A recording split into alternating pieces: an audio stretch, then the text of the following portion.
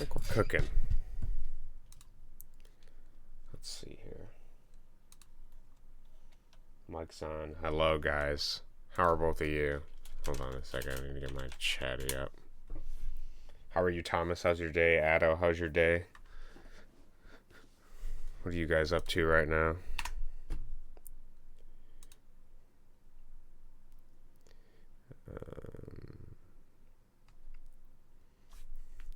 It's a beautiful Friday for me. Coding a thing. Sounds like a plan. A new game. Exciting. Yeah, I saw you put a message about making a rage game. That sounds like it'll be fun. Are you starting it from like nothing, or are you remixing something else to make it? It's gonna be a rage game. Sounds like a plan. But I think I'm good.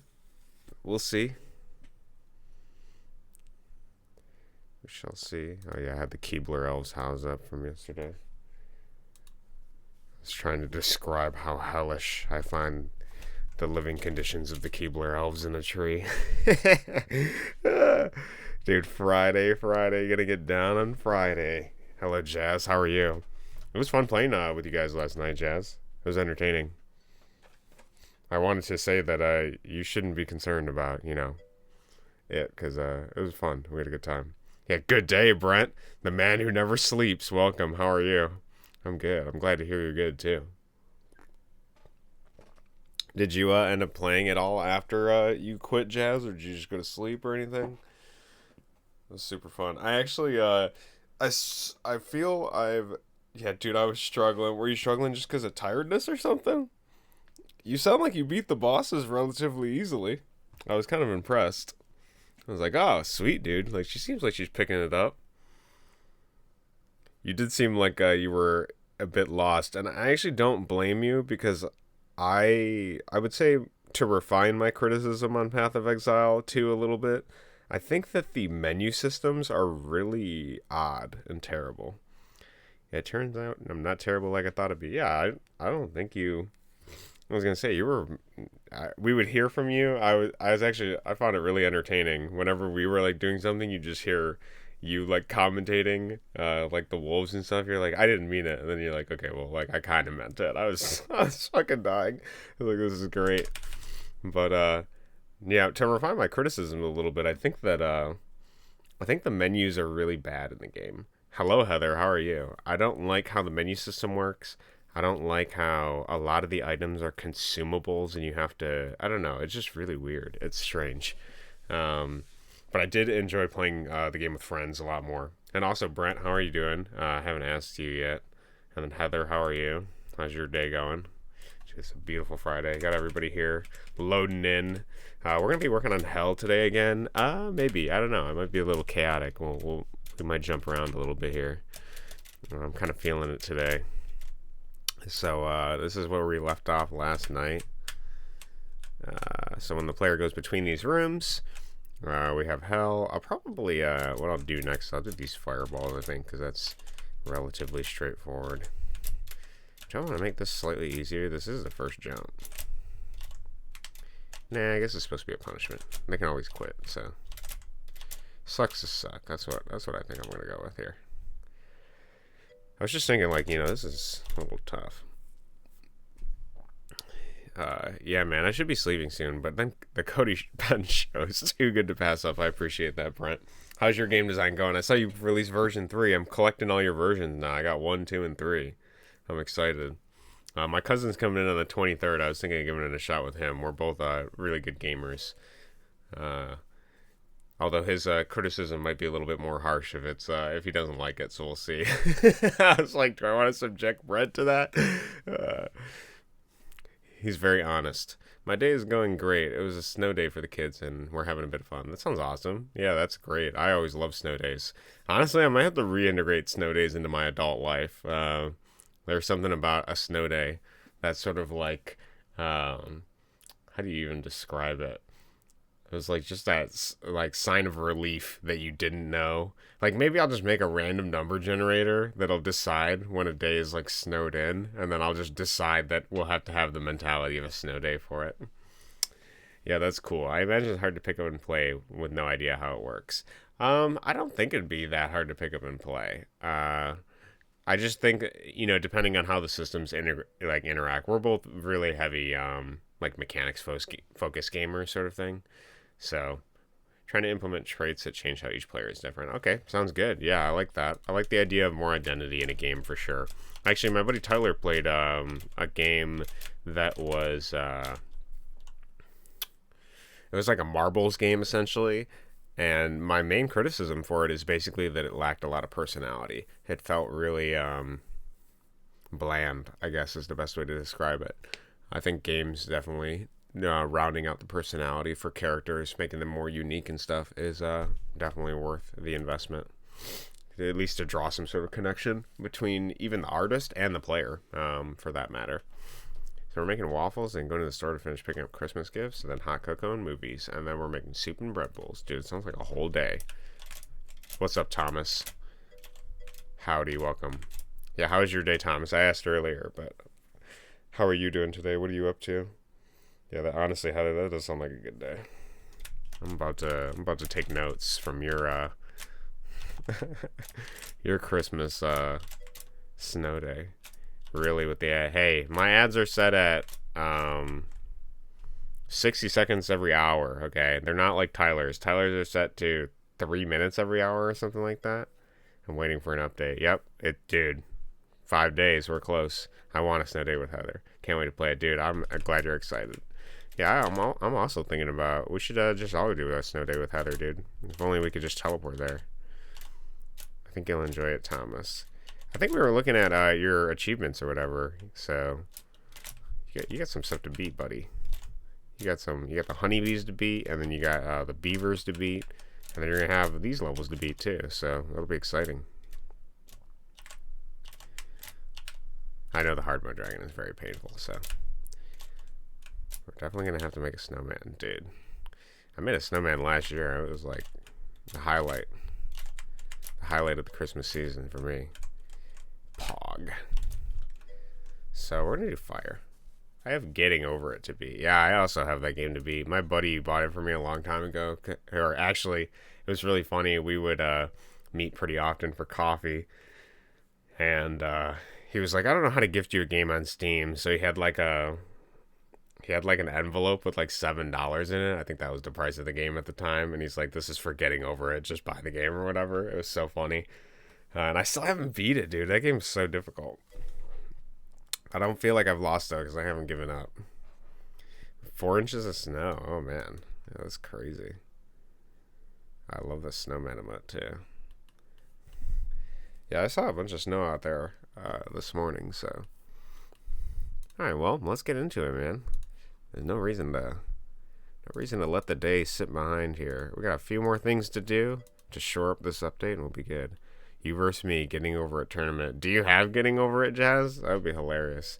I don't know if I have the persistence to complete it. I'm pretty stubborn. I think I can, but it's going to take a lot of dedication for me personally. It's pretty tough. My driveway is long and has a huge drainage just running through it because I live in a field. Interesting. I saw snow only in GTA 5. Do you not have snow, Thomas? I guess I didn't think about it, but maybe you don't get snow. Have you ever had snow? No, you gotta have snow, right? Aren't you in... I don't know. Actually, I saw snow only in GTA 5. I can get it. That could be fun, honestly. See who could beat it first. My only qualm with getting over it is I suspect that it actually has something significant to do with like the mouse pad area you have and then the sensitivity of your mouse. Like I don't know if you can just beat it with any sensitivity. It almost seems like there's something weird about that because it's based on motion and speed of your mouse movement. So, I'm immediately facing a problem. Game dev problems. But also, after I got off with it all last night, I just got ready and went to bed. I had a timer set on my phone to tell me when to go to bed, and I snoozed it an extra 30 minutes. Okay, so you got off with us. Not in that way. Got ready and went to bed. You had a timer to tell you when to go to bed, and you snoozed an extra 30 minutes. Oh, so you stayed up an extra 30 minutes. And you weren't grinding Path of Exile? What the hell, Jazz? No, you just needed your me time. I get it. I understand that. I think that's what you're trying to say. I've never heard of anybody setting timers before they go to bed, though. The timer is usually to wake up people. Like, I don't think I've ever heard of anyone snoozing. Oh, you stayed on the game an extra 30. Got it. Okay. That makes more sense. I understand. No, that's good. I'm glad you were having fun with it. Like I said, it seemed like you were picking it up pretty quickly. Yeah, I think after playing it with a bunch of people, I really started to enjoy the general sense of camaraderie and disdain of fighting the bosses. I will hyper focus on the game and play till 3 a.m. if I'm not careful. Yeah, you have a bedtime timer too, Heather? Interesting. I have like an internal clock where I'm just like, okay, it's like 11, and I need to be like in bed, sort of thing. Okay, fixed it. Addo. Perfect. I was gonna say like beating his challenges. Actually, something you said in the Discord I found particularly interesting, Addo. You're talking about how you don't have. He worded it a specific way. He's talking with Brent, and Brent asked, "How's the new upcoming Addo game going?" He said, "I haven't gotten the motivation to work on it. Sadly." I thought that was interesting. So I do think that it depends on how you characterize like certain things, how you perceive them. And the idea of like you haven't gotten motivation, like it's slippery and something you can't like grasp. I find that really interesting. I guess for me, I'm personally trying to reorientate motivation to be something that is just a byproduct of doing the thing that I'm doing. Because I think that's more in line with how it works for me and probably in general. I think motivation and passion is a byproduct of working on something. It's just inevitable that it comes through working on something. So even if I don't have the motivation to do something, if I start doing it, I'll find the motivation because it's like, I think that's how your body adapts to essentially like coping to doing a situation, if that makes sense. I do prioritize sleep, so yeah, timer. Here goes Cody being a Cody. Yeah, what is this? Notes? Oh, notes. That is indeed a Cody. That's true. That's true. There is something about the characterization. I decided to buy Death Stranding. Have you played it, Cody? I have not played Death Stranding. Let me know if it's good. I really, I veer away from AAA type stuff. I'm kind of like a hipster. I'm like one of those guys in the coffee shop that's like wearing everything different that other people don't wear. I really like the obscure stuff more so.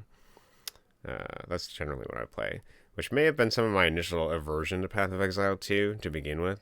Was like, man, this game. But I think that the AAA games cater to, and I'm going to use this word, but I don't mean it derogatorily. I just mean it as like a common thing. But I think the bigger the game is, the more it appeals to like a wider swath of people, like the lowest common denominator type of thing. Like it tries to find like the more people something connects with, to me, it seems like, I don't know. That may not be necessarily true. That might be me imposing my own worldview on it. Because obviously there are good things that are... Yeah, I don't know. I'll have to think about that. I might have to refine that opinion more. There are good things that are made that are liked and lauded by a lot of people. But if something can... I don't know. I'll have to change that worldview. I don't know how I feel about that. There's a difference between our Western AAA and the rest of the world. Yeah, Western AAA studios are garbage. Yeah, freaking hipster. He was a mimic yesterday. Yeah, smile. Yeah, it's interesting to think about. I don't know. Because I guess I'm a little bit wary about saying... Because in the past, Jade has gotten me for the... we've had discussions about... Just because something's popular doesn't mean it's good.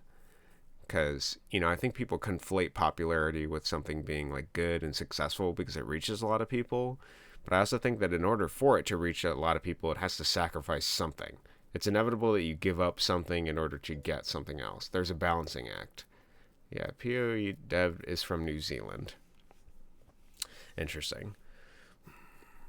I do have plenty of criticism about PoE too. But yeah, I would also still consider New Zealand a Western AAA studio, to be frank. The only thing I wouldn't consider a Western AAA studio would be something in, like, not the Western world. New Zealand to me is part of the Western world. Same with Australia. Same with England and European countries. Um, those I consider Western world. The Occident, if you will, if you want the official word for it, versus the Orient. Yeah, I have to think about that. On the nature of quality and art and reaching, yeah. Maybe I mean North American. Yeah, probably. Oh, yeah, that's probably true. North American AAA studios are garbage. That makes more sense. Yeah, because I still think they have a Western ideology. They're not, but if you mean North American, yeah, I could see that. I definitely agree with some of their dev practices. I just don't think I fundamentally like the design systems in the game because I prefer choice over. Um, maybe I prefer quality of choice over quantity of. No, maybe I prefer quantity of choice over quality of choice. That's difficult to say. Something that annoys me about the game is the multi-classing system. I wish that you had more freedom to decide that. But I'll have to play more of it to see. There's a lot of thoughts I have about that game. Maybe you're just like being grouchy. Maybe. Do I enjoy being grouchy? That's a good question.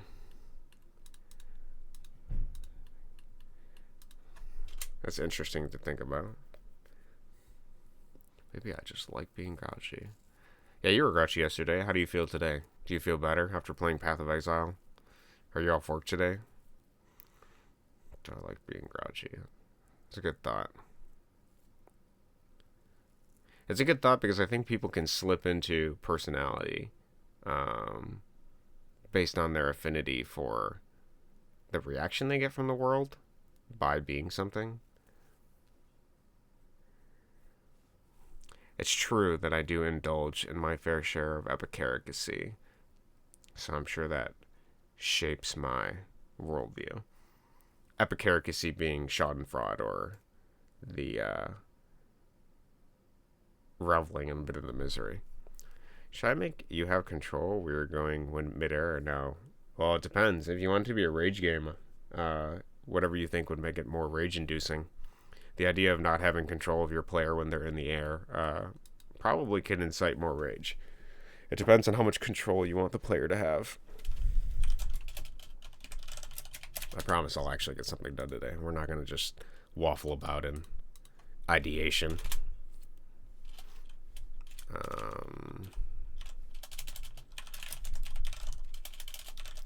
As fun as considering possibilities, there needs to be a certain amount of doing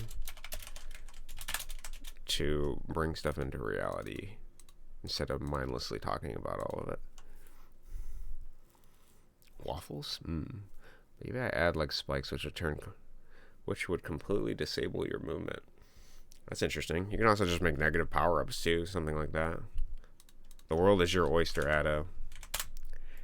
And your only limitation is your time and your ability to sit down, show up, and do the work.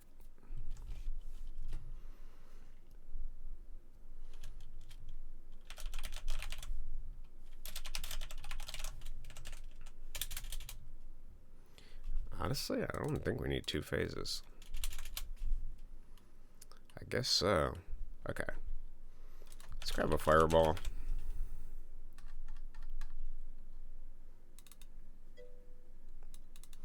The waffles are delicious. That's good. Actually, I think I have a new fireball. Let's use this one. Tiny fireball. Let's see how this looks. Oh, we can do tropical plants too. Okay. They have snowmen on them. Oh man, you guys are going fancy. Let's grab that. Oh gee, that's so cute. That is cute.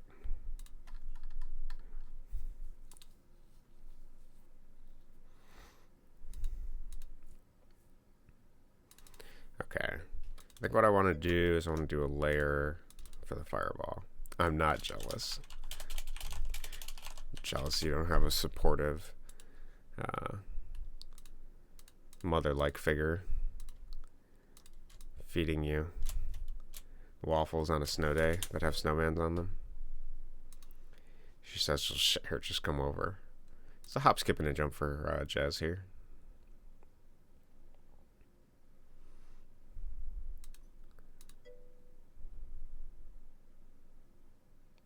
I think we're going to do 2 frames. Yeah. Let me submit my PTO right now. Okay, so if we want to integrate this properly, we need to make sure that this lip exists here. Who do you think wanted soup and bread bowls? I'll give you one guess. It wasn't B. Well, shit, that's all my guesses. I don't know. I can't figure it out, Heather. I'm going to be honest. Also, Heather, you did a great job on Path of Exile last night. That was hilarious. You did great. Very good. In case you were worried about it, I just want to let you know you did great. I know you were expressing concerns about dragging down the group from dying all the time, but no, that's just the nature of being a squishy spellcaster. Okay. So if we want this to, instead of just looking like an overlap with here, which it already looks fine, it looks okay. But what we can try to do is we can try to, the fact that the fireball is emitting light, we can try to take that into consideration when we're making this. And so there's 2 options we can do this. We can just straight up lighten some of the red, or we're going to add yellow to it. I'm going to try to add some yellow. We're going to see how that looks. So if I move this over on the hue scale a little bit, and then lighten it just around some of these edges, I can sort of create the illusion that the fire is lighting up this particular spot. And then we'll take this, decrement it by 1, and actually add some sort of light emitting from this here. I'm kind of doing this on the wrong layers, but should be fine. Okay. Let me make sure I get this out. What did I even grab? What's even here? It's that. Okay. I'll keep that in mind. Okay. Always make sure you're on the right layers. So we kind of got a little bit of lighting up happening. Just a slight bit. I probably will extend it a little bit over here. Just to show that. And then we can also lighten up this too. Maybe show the shadow is being casted down and back rather than, you know, here. We can even show some light there. Okay, and then let's take this color and let's do it over here too. Just to sort of give that a little bit more light. And then we can shift the light from this a little bit to the side. Just slight little detail, kind of unnecessary, but we're all about the unnecessary details here. Look at that. Okay, sweet. We got a sort of upchucking of the fire. Nice. Good.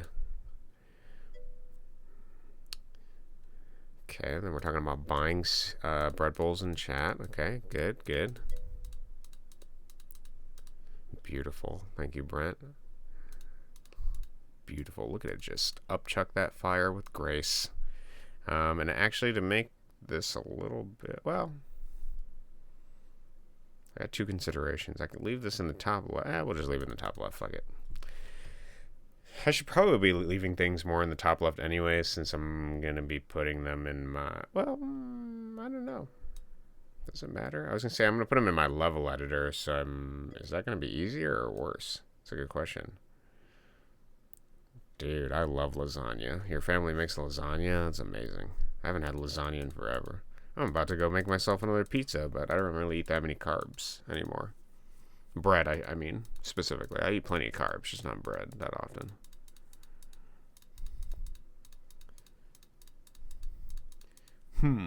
I guess let's let's not overthink it.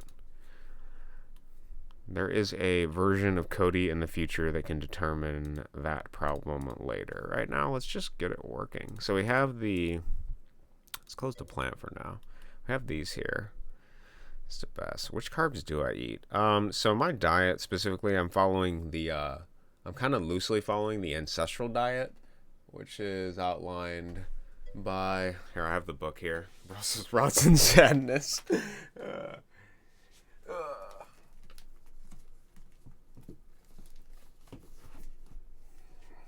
All right, so the diet I specifically kind of follow is, let me change my camera for you. I sort of follow the Deep Nutrition by Catherine Shanahan thing. And it's pretty simple. It's basically just, she recommends like 4 pillars of eating, basically. And that's to eat fermented foods. What is it? If I can remember it. It's like fermented foods, organ meats, if possible, vegetables, and limit sugar, I think is what it is. And then avoid, I think that's what it is. It's something like that. But you can look up ancestral diet and it'll explain it. But I just try to do that in general. I think that the most important things is that the organ meats, most people don't eat them, but each different organ is responsible for different things in the body. So that's why I try to prioritize things like liver, because I think a lot of people are nutritionally deficient, and that causes a lot of their problems.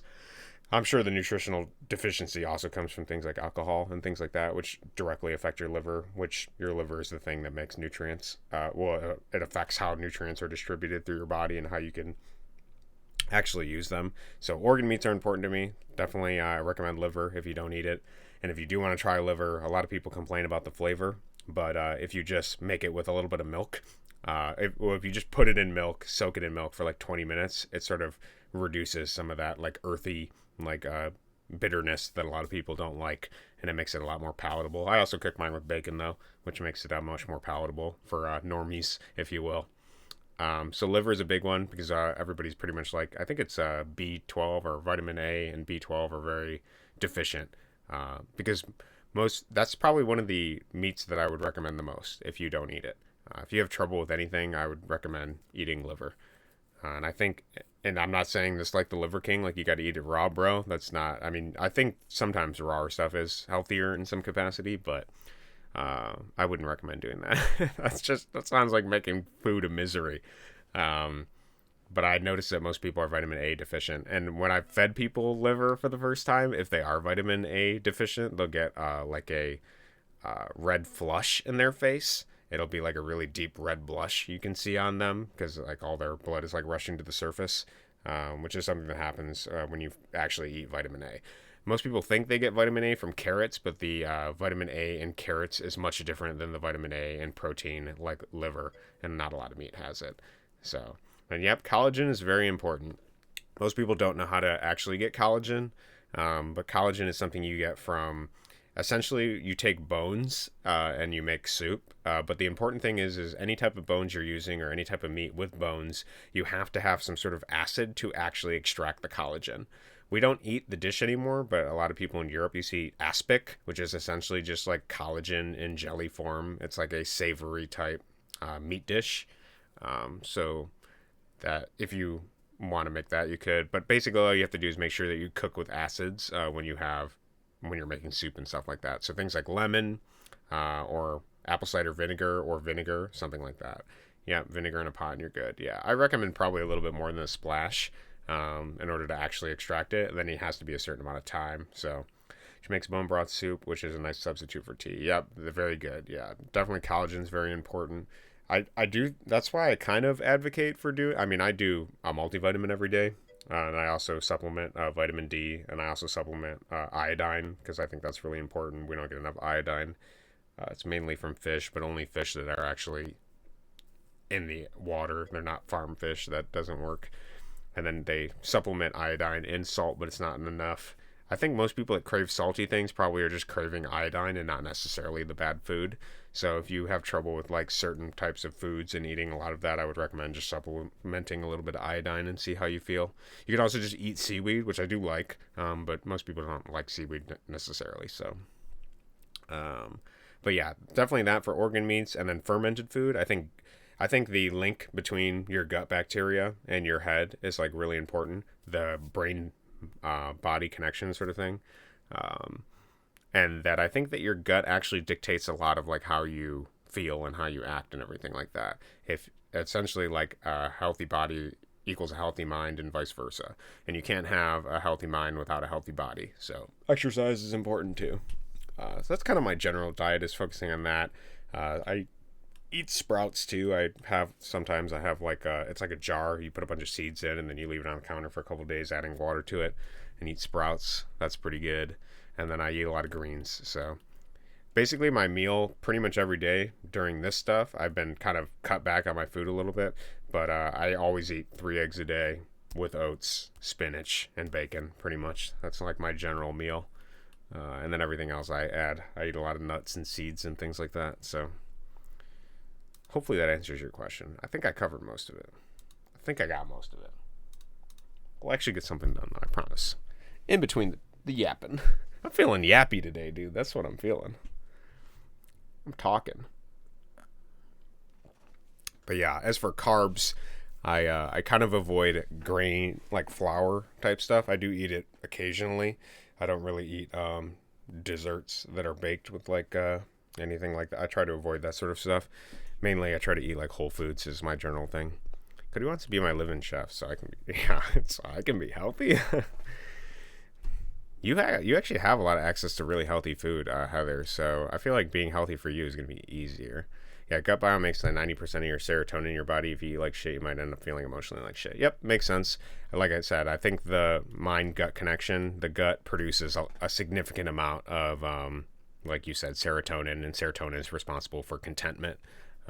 So I had a similar diet a few years ago when I was training often. These days, I'm sadly wishy-washy with it. Hey, there's always opportunity for change. It's just a matter of making something sustainable and not doing it as a temporary fix to your problems. Because there is really no one magic pill that'll solve all your problems.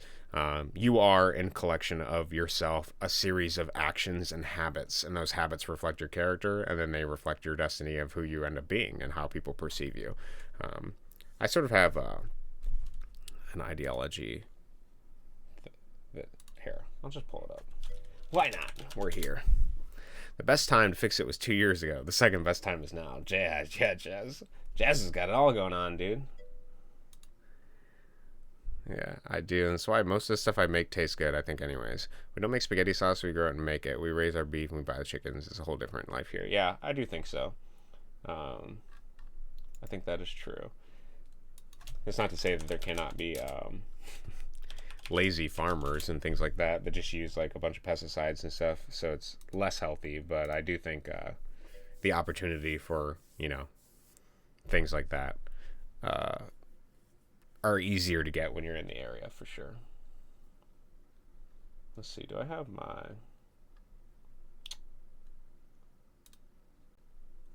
Do.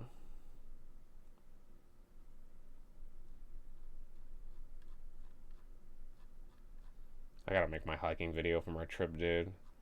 I gotta get that done after this update. It's gonna be my next thing. It's gonna be my next thing. Oh man, I gotta finish my board game too. Jesus, I got a lot of shit to do.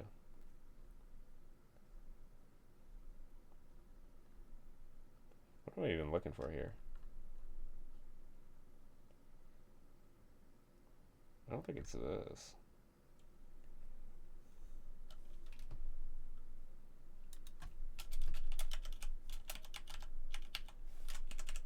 Life philosophy? Oh, yeah, there it is.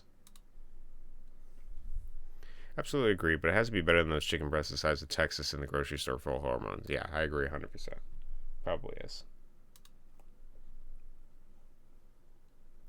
There are always caveats for sure.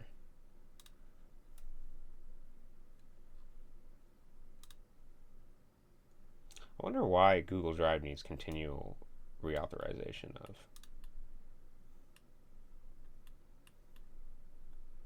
Do I have this in a simple? I don't know if I have. Well, anyways, this is kind of my general ideology. This is an older version of it. But this is how I view it. Like, the subconscious begets emotion, which begets intention, which begets thought, which begets action, which begets habit, which begets character, which begets destiny, which begets subconscious, and it just repeats like the Ouroboros cycle. And I have some other things off of here that I'm debating. Like, with action, you can either empower or disempower yourself. The output is either creation or destruction. This is what I consider the awake state, and this is what I consider the asleep state. These are the things that are more unconscious than that. These are the things that are more conscious. And so at any point in the circle, you can sort of jump into a few of these. But inevitably, your character and who you are is going to be a reflection of these things, and they're begotten by these things, sort of thing. So your emotions are generally going to affect your intentions and your thoughts and actions, and then going to keep going in that circle, sort of thing. And then obviously I was trying to implement some of Jung's understanding of the collective unconscious, which is like outside yourself, but still within yourself in a way that dictates like how you view archetypical things. So different thoughts there for sure.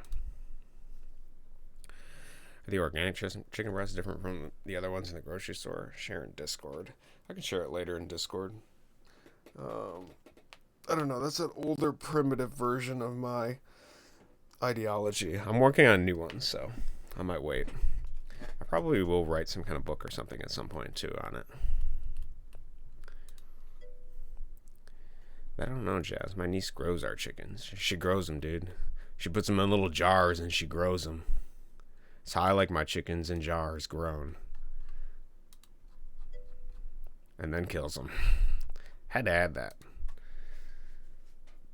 Had to add the reality. A life of ups and downs. Well, she hatches them and then raises them. Hatches them in jars. I get it, Heather. You don't need to. I know how the cycle of life works, dude. I got it. I figured it out, okay? Don't gotta explain it anymore to me. You can call Cody. You can call me Cody in touch with reality.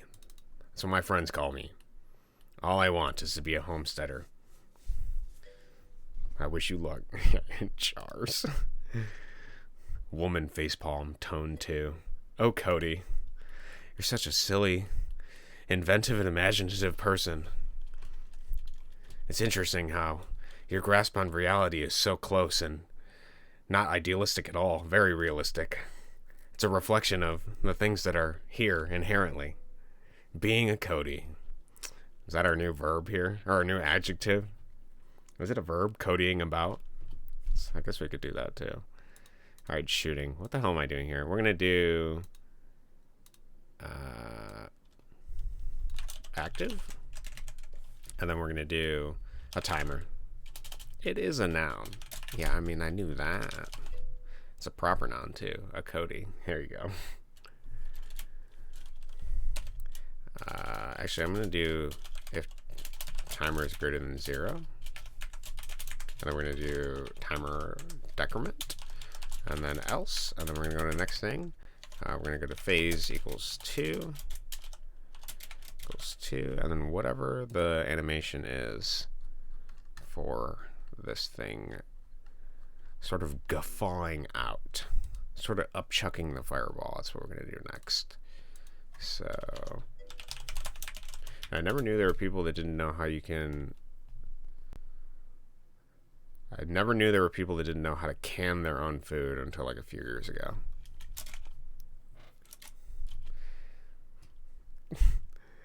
Yeah. Heather cans. She's a canner, bro. Heather didn't know what the big wide world looked like until she stepped outside of her little zone. The idyllic farm life. Now, I do want to caveat against the homesteading stuff just slightly. I think that a lot of people are very idealistic and about how that sort of stuff works. They romanticize it a lot. I think it is a much different reality in reality than a lot of people make it. So I would like to advocate that opinion. I grew up in a village.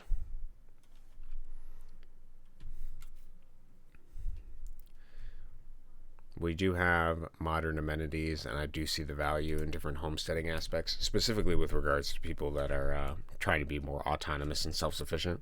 But I do think there's an unnecessary glorification of this sort of homesteading life, which is actually just propagandized by like a bunch of Mormons on social media right now. I don't know why that's a thing. I haven't figured out what the ideology is, but whenever there's like a homesteading couple that has like a lot of kids and they're like their happy family, they're typically Mormon.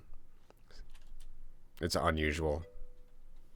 Gonna have to duck out for the night. It's getting pretty late, dude. No problem, Brent. You never have to apologize. You never have to apologize, buddy. I get it. You live in the future on the other side of the world, man. Have a good night. Take care. Good luck with your game.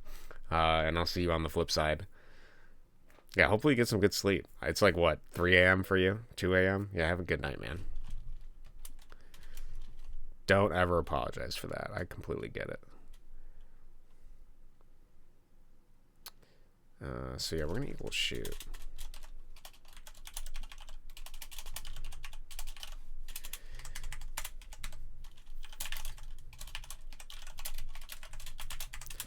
Okay. And then we're going to do if SPR hell mini volcano.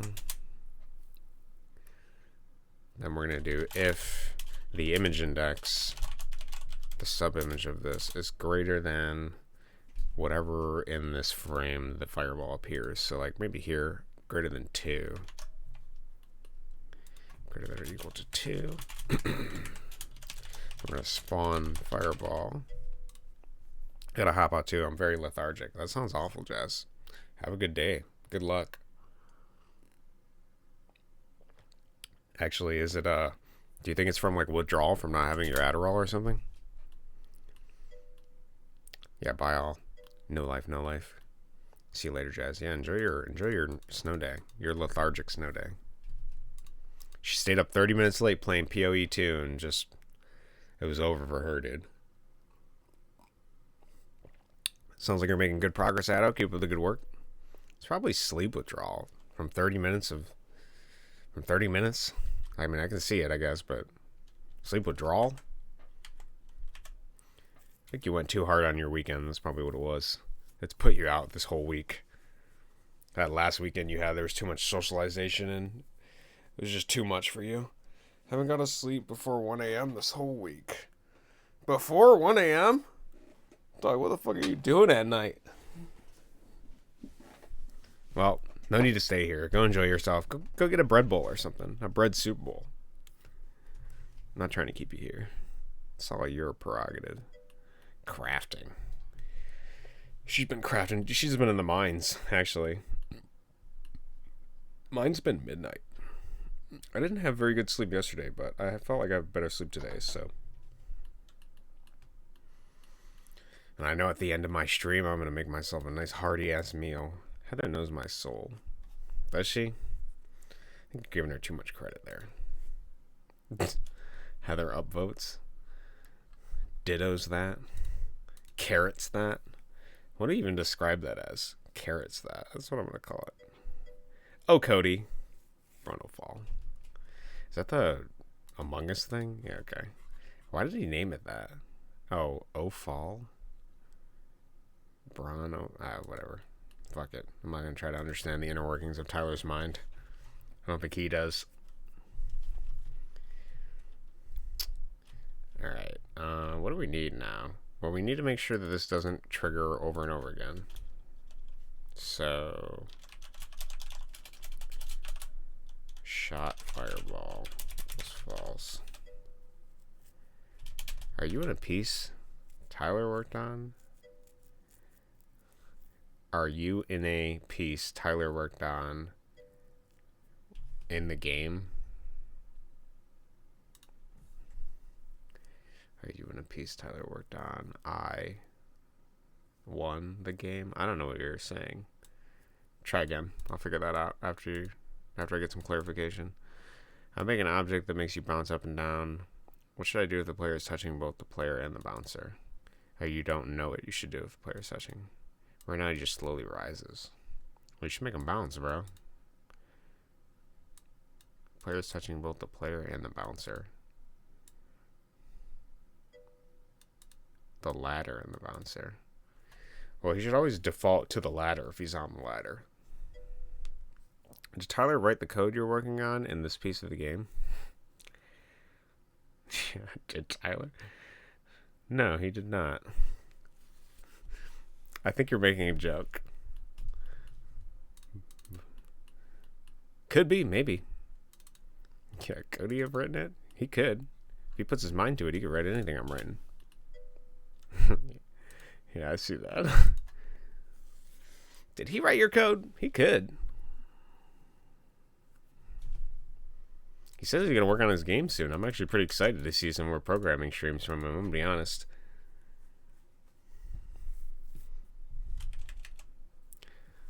His motivation to stream random stuff at the behest of his commenters seems like he's losing his steam. It was badly executed. It's okay. I sort of get the sentiment of the joke. I get what you're saying. It just took me, I was a little bit directionless with it, I think. I should have been more, whatever, it doesn't matter. The next one will land, Heather. We'll make sure the next one lands. Together. Thomas had a joke yesterday that killed me. Or it was I think it was the day before that. I had asked him a question, and he just hit me with the, default your mom or something, and I was fucking losing it. That was really funny. I thought about that for hours afterwards. I was like, oh, shit. Thomas got me with a your mom joke, dude. That was too good.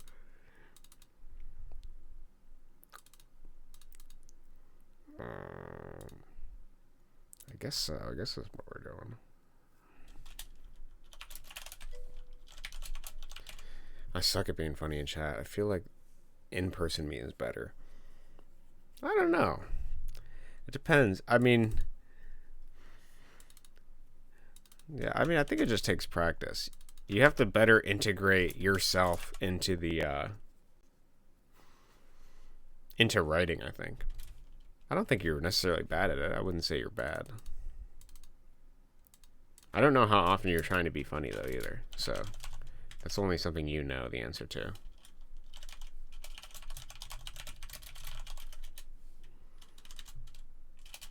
Yeah, then we're going to do...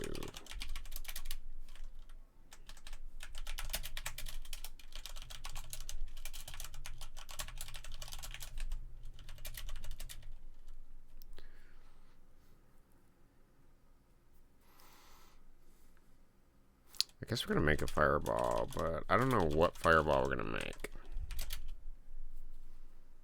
I guess we can do that next.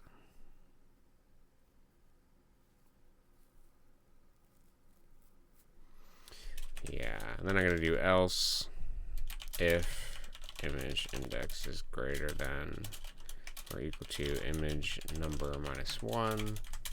Then when you set image index equal, well, first we're going to change the sprite. There you go. Probably never. I find my humor can be offensive sometimes. Offensive? I don't know if I'd ever characterize your humor as offensive.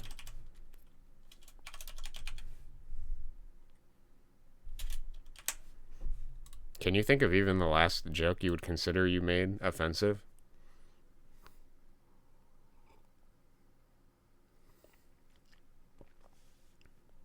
You don't really strike me as that type of person, I'm going to be honest.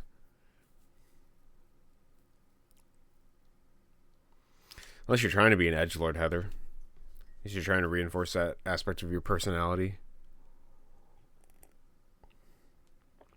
Didn't realize that we had a resident edgelord in chat.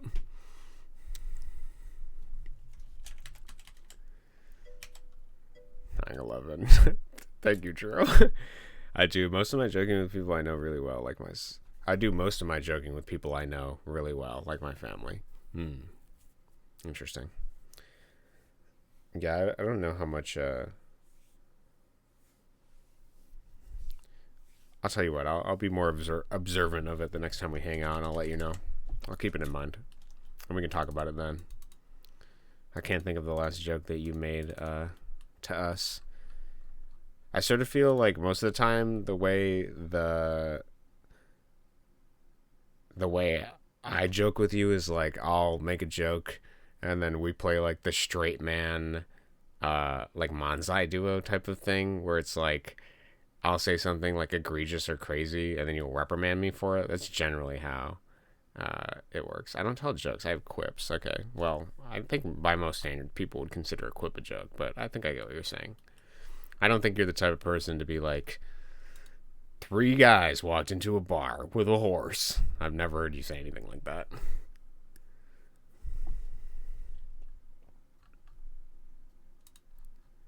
Yeah, 9/11. Thank you, Drew, for chiming in. That was good. When the world needed him most, he vanished. Okay, I think this works. Oh, I guess we can go back to phase 0 after this happens. Okay. Oh, we can go back to phase 1, I guess. Set it to active, and then we reset the timer. No, because I laughed too hard before I say the punchline. I see. That makes sense. I think I'm going to make the timer consistent. So we're going to do 90.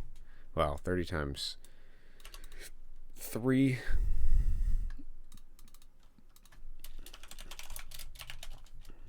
So it'll be 3 seconds. Might be too slow. We'll see. And we got to make a SPR. Oh, no, we don't. Yeah, I know. There's probably something with that name. Relax Game Maker. SPR. Oh. Gotta get groceries and kick the snow. Enjoy your stream. Thank you, Heather. I appreciate it. I enjoyed talking with you. Have a good rest of your day. And enjoy your snow day with B. And I will be here programming. I think we're about an hour in.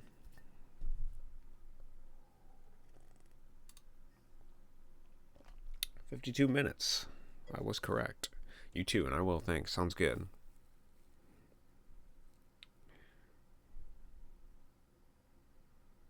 Okay, we need to make a fireball.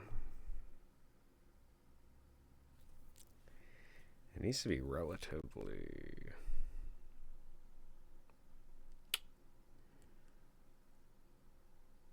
I do actually have fireballs that already kind of...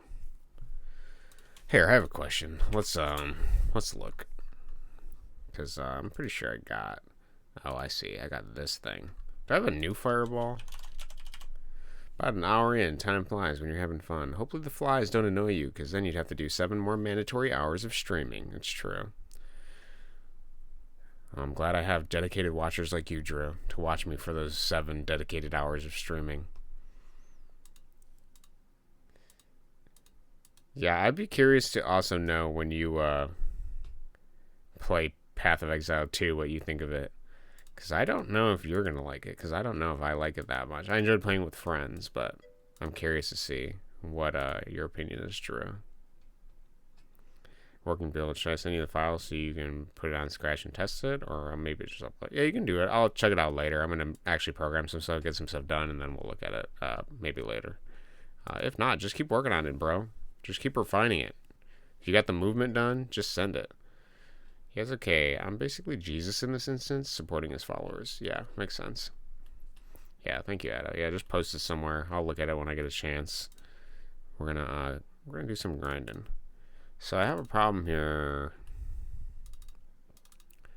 I think what I'm gonna create is I'm gonna create a default fireball. I don't like how this one isn't. This is an old fireball from years ago. Let's create a new one. It's not that necessarily the old stuff is bad. It's just there's some weird exceptions in here that I don't really like. But I want to keep some of the form and then change it a little bit. Just slightly. So here's what I'm going to do. We're going to do... maybe we'll do jumping fireball.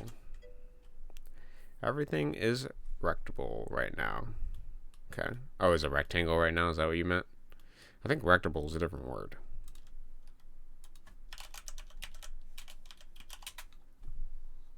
Maybe it's not even a word.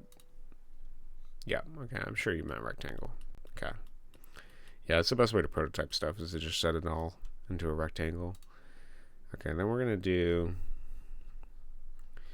grab the sprite, because I really like the tiny fireball sprite here. So let's just grab that. And what are we going to do? So we have general stuff here. I'm actually going to set them to 0 because these will be defined by whatever the thing is. Maybe I'll leave that as 8. Okay, what is this alarm for? Fireball particle? Okay.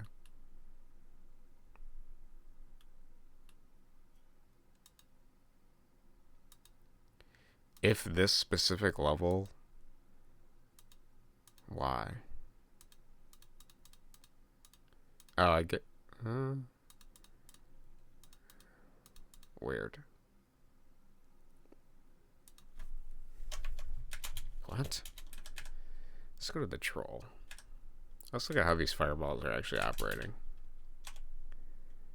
Oh.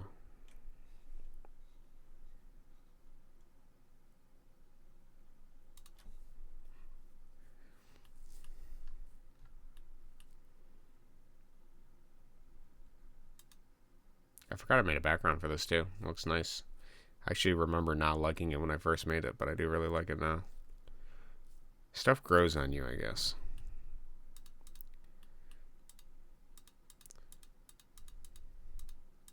And sometimes the thing that grows on you is mold. I don't know why I thought of that. Part of me really wants to bring back that dithering character I had at the the end of yesterday's stream. That was killing me. Dude, I just need to dither, bro. Something about dithering. Maybe when we do some art today, we'll get to that. Okay, I guess I can... Can I just remove this? It creates it every 2 seconds. I don't think that matters. Let's just do that. So, create particle every 2 to 3 frames. If rotate does not equal 0, image in x equal point direction of x previous. Okay. Okay, that makes sense. Alright, and then it's got gravity. Why does the gravity... Oh, God. Oh, this is horrible.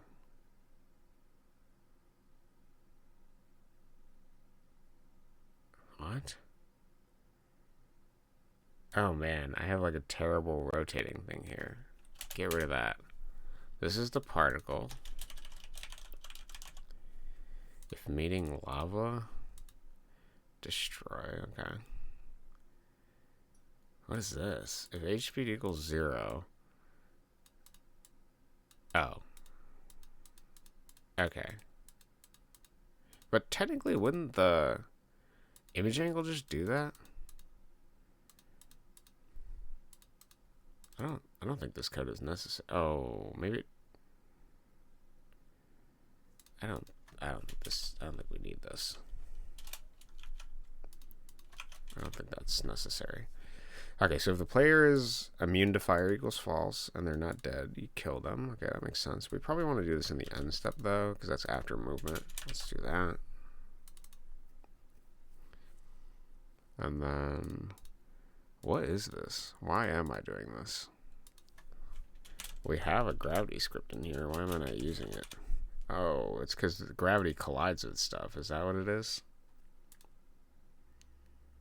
That's probably what it is. Gravity collides with stuff. Okay, that makes sense, I guess.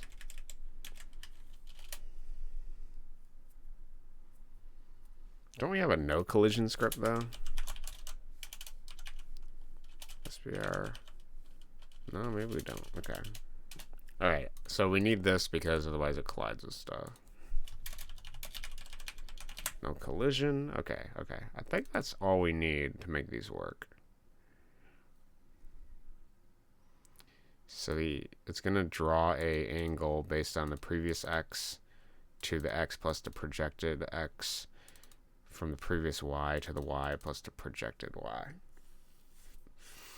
I think that's going to work because our thing is facing the right direction. I don't know if well, okay, we'll see. Alright, let's just use jumping fireball and we'll see what it looks like. So we're going to do VJ jumping fireball. And then we're going to do fireball dot v speed, and then we're probably going to equal like 14. Well, negative 14. And then we're going to try that. And then it resets. And so we can start it at phase 1. Countdown from 3 seconds. Shoot. Goes back to the original animation. Shoot animation. That should work. Let's see if this works. And then actually there's something I want to do just to add a little bit of detail. Because now that I'm thinking about it, it might be fun.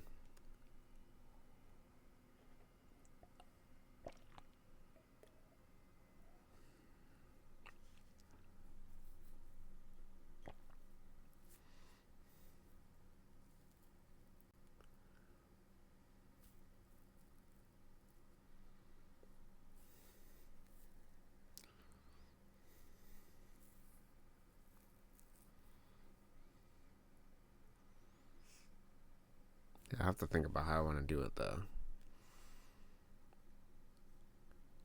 I suppose I could do like a... interesting idea. I don't know. I'll think about it. I'm thinking of a sort of flowing splash when the fireball crashes back into lava. Oh, actually, you know what we don't have? We don't have an off-screen death for this, I don't think. Oh, we do. Okay. Oh, if HP... No, that's not what we want. Oh. Okay, we should probably do if y is greater than room height. Instance destroy instead.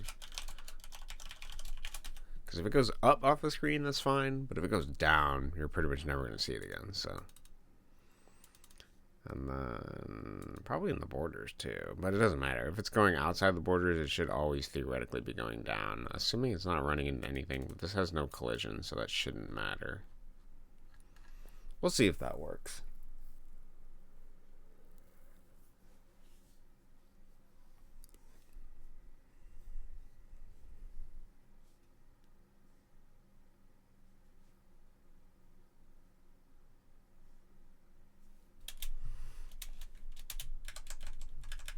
This a shot. Oh, then we can do the dialogue for this too.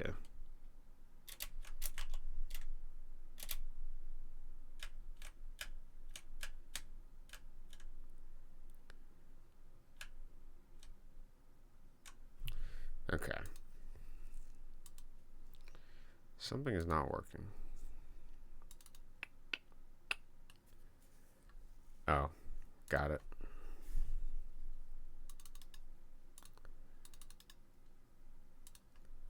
Okay, let's try it again.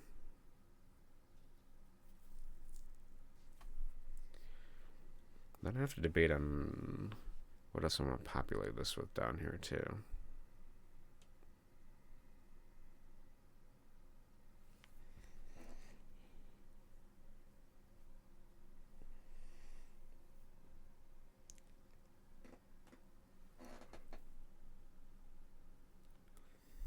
Many thoughts.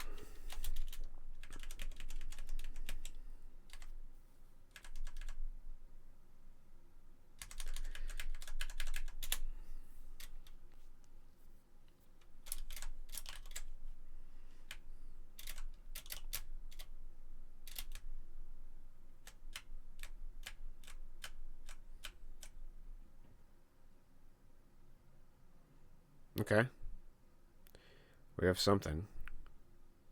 It's not what I was expecting, but it's something. Oh, doesn't work the second time?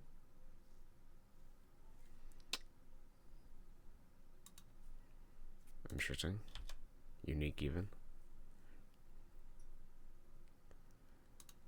Where is the... It's in the center.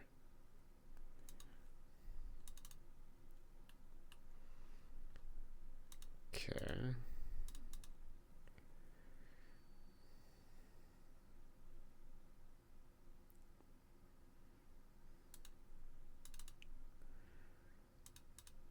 If rotate does not equal 0.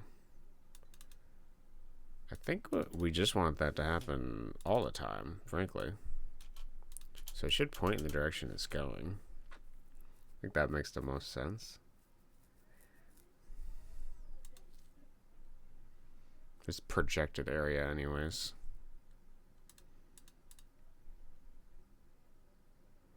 I mean, why wouldn't this fire the second time? So it shoots a fire. Oh, I forgot to turn shoot fireball equal to false.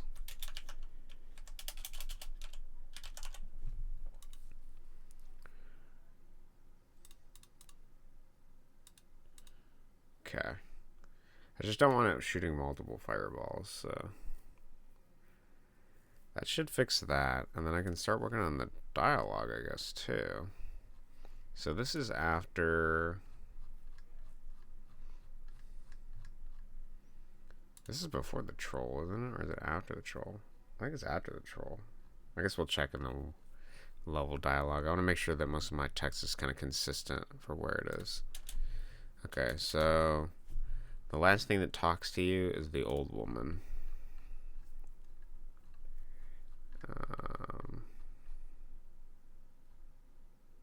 Oh, it's probably Dolly, yeah.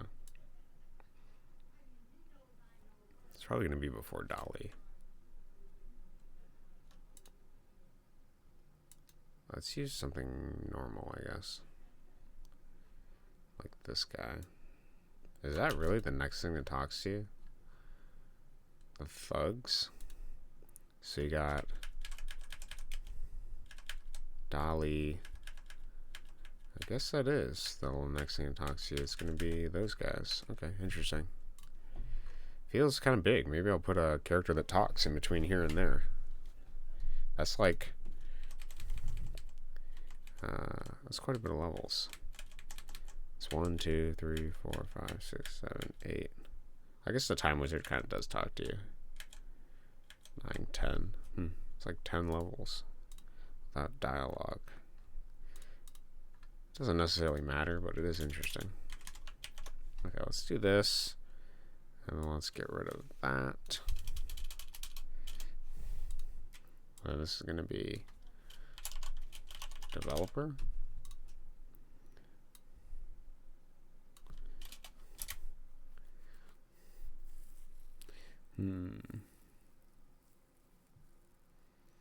I don't know what I want to say to them just yet. Developer punishes players' greed. Maybe dev punish greed 1. Maybe intro, and then we'll do warning 1. And then we're going to do warning 2, and then I'm going to send them to hell.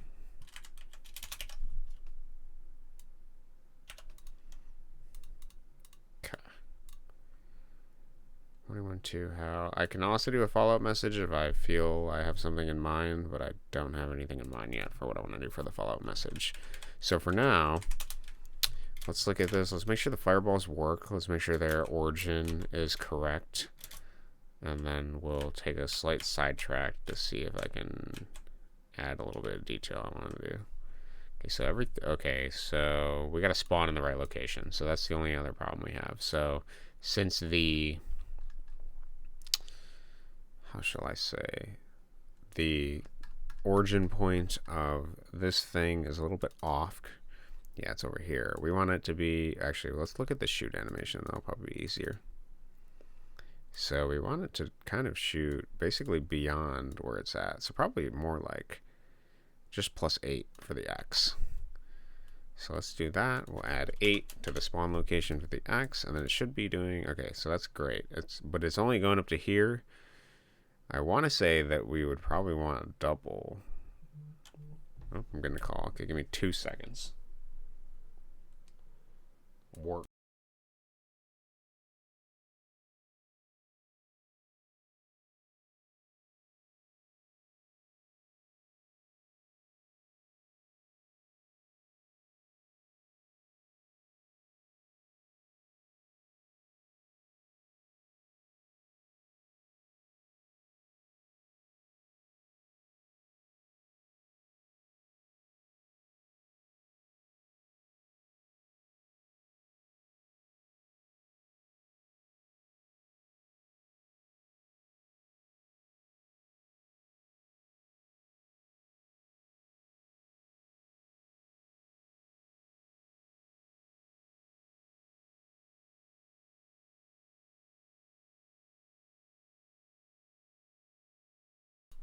Okay, sounds like I gotta go spread salt in like an hour.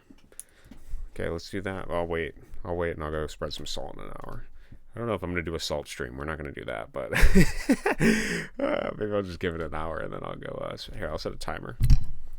Gotta go spread salt on the sidewalks. Okay, NBD.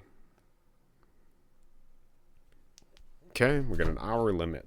Let's do an hour work and then I'll go spread some salt and then we'll see where we're at. That'll be a short stream, but I can decide if I want to come back a little bit later. Okay, we have a timer now.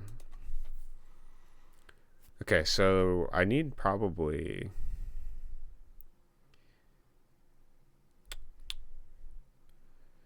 I need a lot more height on this. Let's try... You would think idealistically it would be double, but it's not necessarily going to be double the number just to get double the height, because it's going to be moving almost exponentially higher. So let's do like... Let's do 20 and see how high we get. It's a weird sentence. We'll see how high the fireball goes after we add a little bit of V speed to it.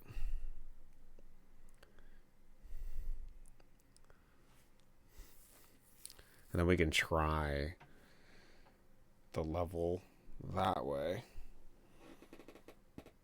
And then I can also implement a sort of like shake or something to make the... Yeah, I could do that too. I could make it shake initially, right, when it gets pretty low. Maybe that's what we'll do. We'll do a draw phase. And we're going to do var. Well, if... here's what we'll do. We'll do variable x equals 0, var y equals 0. If shake equals true. And then we'll do x equals a number. We'll do y equals a number. And then we're going to draw the sprite.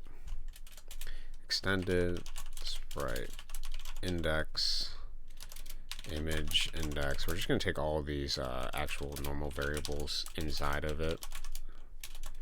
Image, x scale. We're not going to modify any of them. Actually, do I even need this? Can I just do draw sprite simple? What is that? Oh yeah, we're doing that, baby. Okay, so we have sprite index, image index, x plus xx, y plus yy. That's much shorter. I'm not going to type all those variables over again. I'm only modifying the x and the y, so that makes sense. Okay. All right. Then we have to determine a number. I should probably make the number increase over time. Yeah. Maybe I'll do... Yeah, shake amount.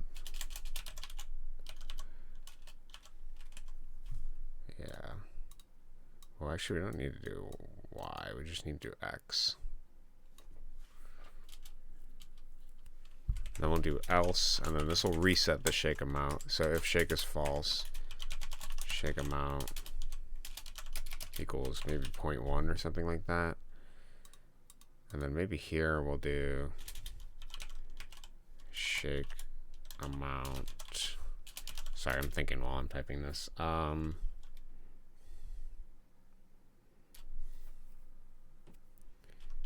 Plus equals. How fast does it increase if I increase it by like... So we're going to do... Let's say it's 0.1. 0.1 times 1.1. Is that always going to be 0.1 times 1.1? 0.11 times 1.1 times 1.1 times 1.1. It does get exponentially. Okay, let's do shake amount multiplied equals to 1.1. So it's going to increase, well, that's in 10% each time.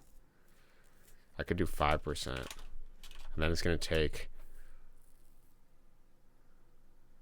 20. It's going to take 20 frames to get up to 1. from point 1. I think my math makes sense. So then, is that what I want? 1 pixel, okay. 20 frames from the first frame to get to that, and then it resets. Multiplied equals to that. Okay, I guess we can try that. Yeah, then we need something to determine shake is off. So what we'll do is we'll do else if timer is less than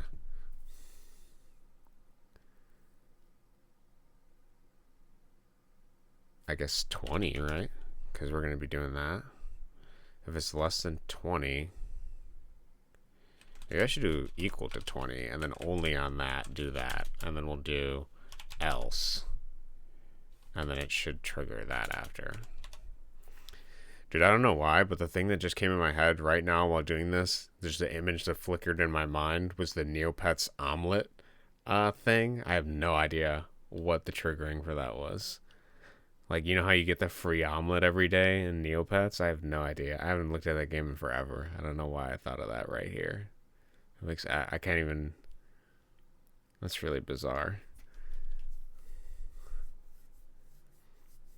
Very unique. I don't know why I would have thought of that. Okay. Anyways, shake. So we're gonna turn shake equals true.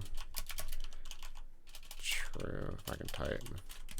Okay, and then we're gonna do shake equals false here.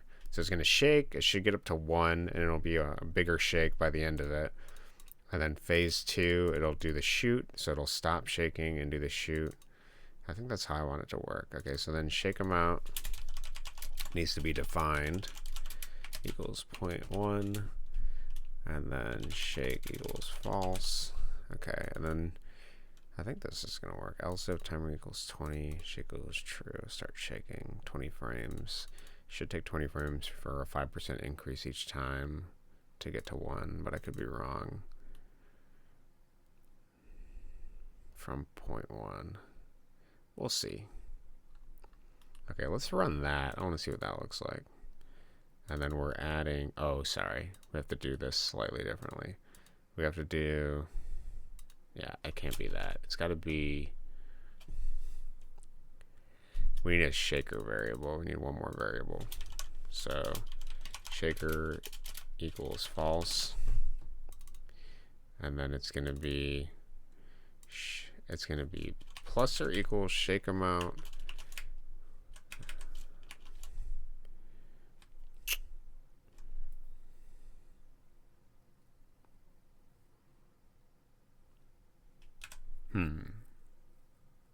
because technically if I do shaker be a boolean, it's always going to be 0 or 1. That's not going to necessarily work for me.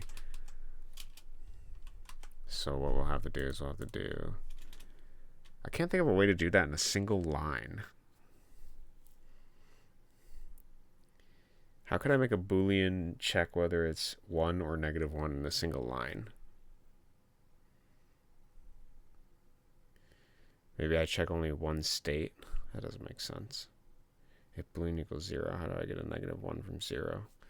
Okay, the only way I can think about doing this is in multiple lines. So if shaker equals true, then do that. Else XX minus equals shake amount so that it actually oscillates back and forth. And then shaker equals not shaker. Actually, let's ask ChatGPT. I'm kind of curious if there's a way to solve that. It's not necessarily that big a deal, but I use this type of system a lot, and I wonder if there is a way to make this in a single line. So let's type it out. Might as well learn programming while we're at it.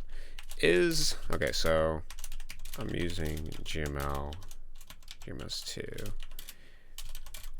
Is there a way to detect a boolean is -1 or +1 in a single line rather than do this each time.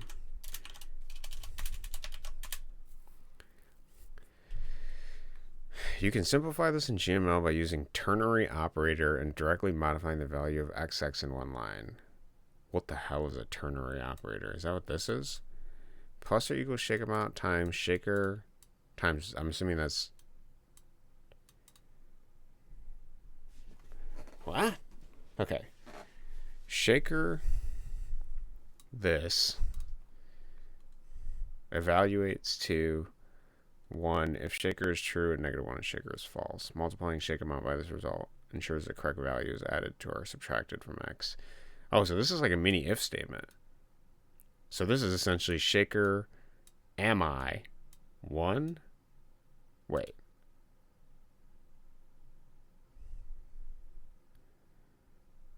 How would I read this?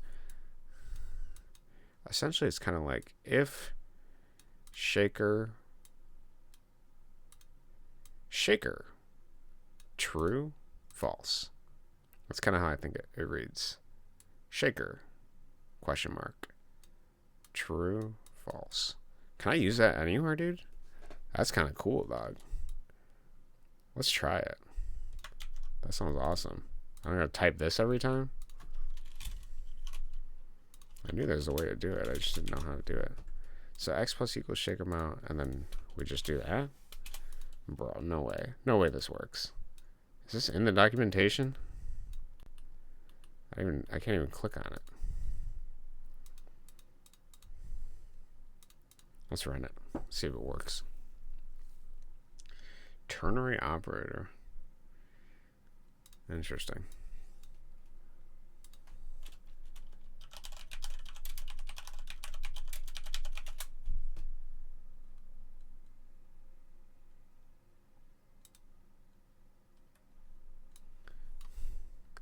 I like to use ternary. C equals condition. Question mark AB. GMS, I wonder if it's always equivalent to the same.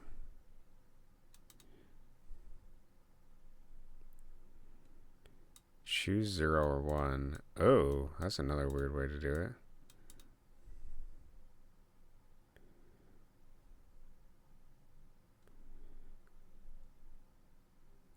Wait, I don't understand. I made a test. Call A or call B. It calls either A or B, but not both. So this chooses a random thing. That's really fascinating. Interesting. Okay. Ternary operators. We learn new things every day. That's awesome. That's way less typing. I gotta remember that. Let's see if this works first, and then I'll see how awesome it is.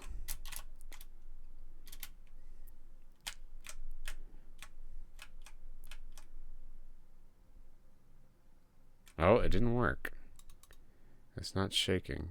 So either I messed it up or... This is pretty close. We might need to do 22 for the V speed. Is this above? Okay, the particle effect is behind, which is obnoxious looking. Let's not do that. Yeah, what is going on here?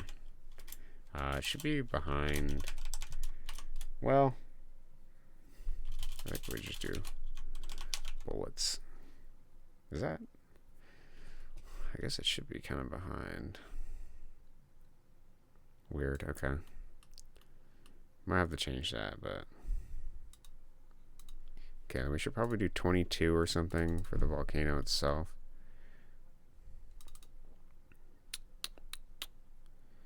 Uh, 22 for the shooting. We'll see what that looks like. I'd like it to inhibit you up here. We have a pretty good line. I like this a lot. It looks good. We just need to make sure the particle effects are actually... Oh, the fireball itself is also behind, which is weird. So the volcano creates it. Oh, it creates on the enemy's instance. Why is it below this then? Maybe this needs to be at a different layer. That would solve a lot of my problems, actually. Let's do... What are these on? Oh, they're on the enemy's layer. So they're on the enemy's layer. They're creating the fireball on the bullets layer. Oh, creating on the enemy's layer. Bullets, that's what I want. Okay. Got it. And then... yeah, okay. Okay, and this shake is not working. So is it the conditional ternary operator I used? Shaker. It's actually not even shaking at all. If timer equals that, shake equals true, shake equals false, shaker equals false, shake equals false after that. It is shooting though. Oh, I see. I messed up. Yeah, I gotta change this. Because the problem is that it only shakes for a single frame. That doesn't make any sense. So we gotta do if timer is less than 20,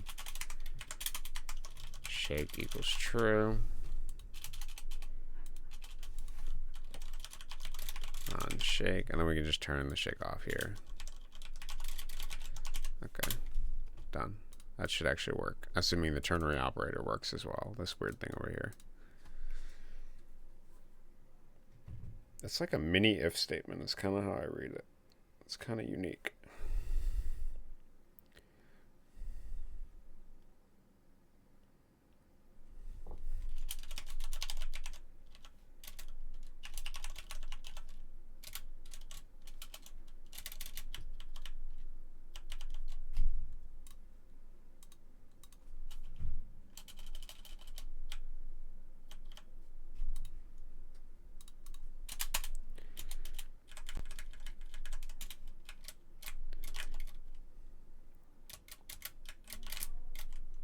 Okay.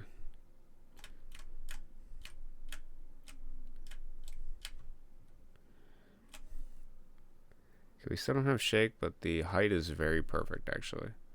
Oh yeah, that's super good.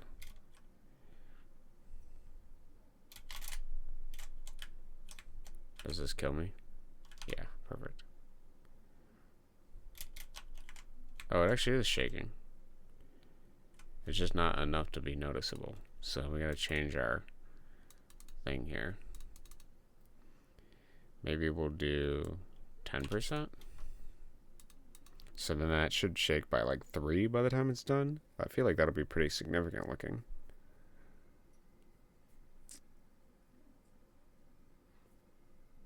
It's just too subtle.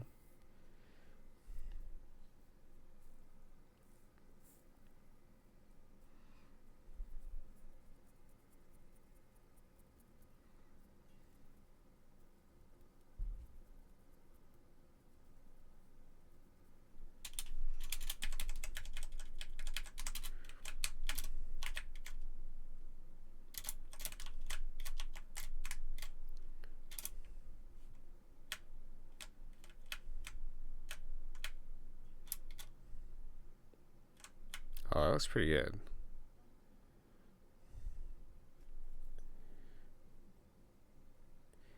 I could probably even start it at a higher number, to be frank. So maybe shake amount will be 3. Maybe 4.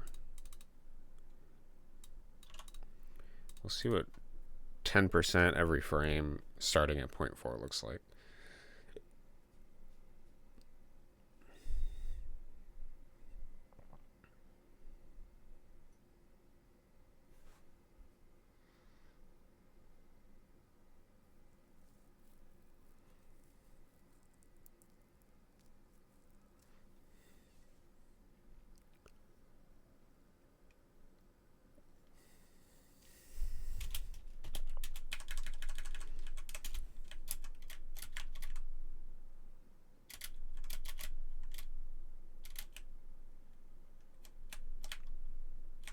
I almost just started playing the level normally. I was like, what am I doing? Oh yeah, that's great, dude. I absolutely love that. Now, should these be below the player or above the player? I guess they affect you, so I haven't really thought of a good system to determine when something should be in front of the player or behind the player. I often put objects that you can pick up in front of the player to know that they're like something interactable. But for things just shooting other things, I don't know. I guess it gives a little bit of depth. We'll leave it. Let's see how annoying this is.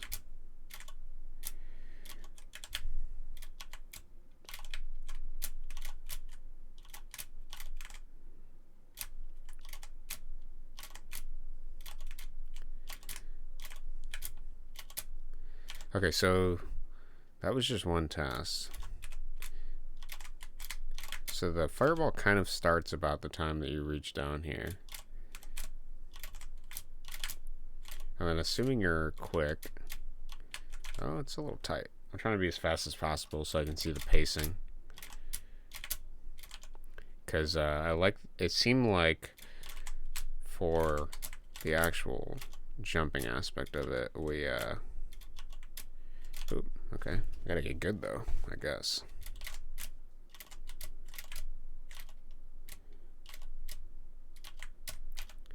Gotta get good. Hell is really shaping up. I'm quite liking even just the addition of these makes it feel a little bit more alive here.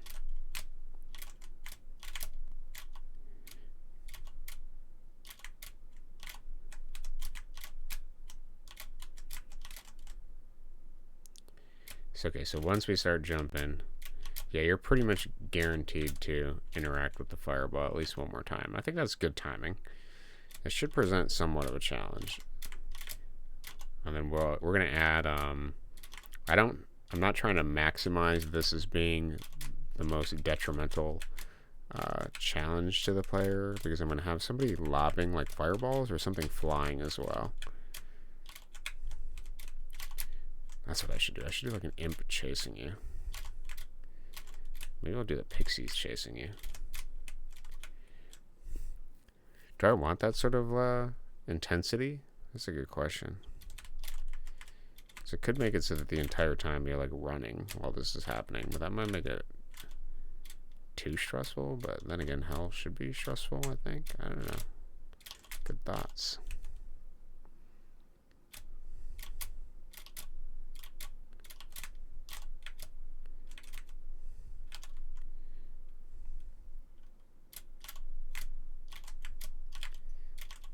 It's amazing how distinct the yellow and red comes out. It's pretty good. It's easy to see the fireballs compared to everything else. I'm going to add a lot of green, though, I think.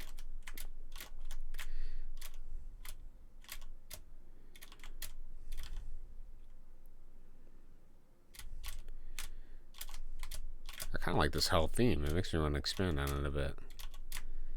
Make a series of hell levels.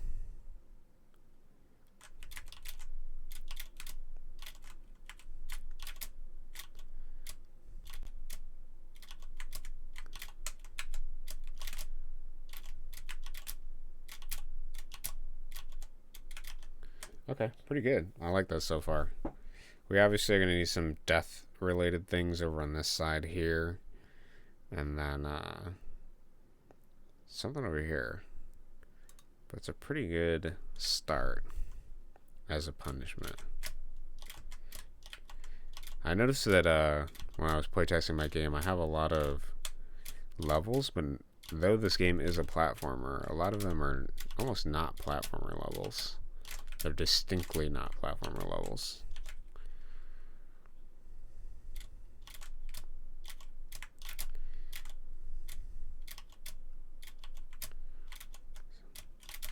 So to have something that feels more like a challenging platformer level is pretty good. Change of pace.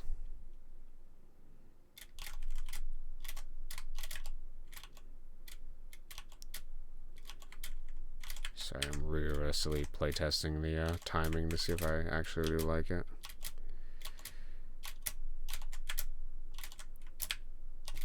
Oh, yeah, I actually really like at the end. I like that slight bit of intensity.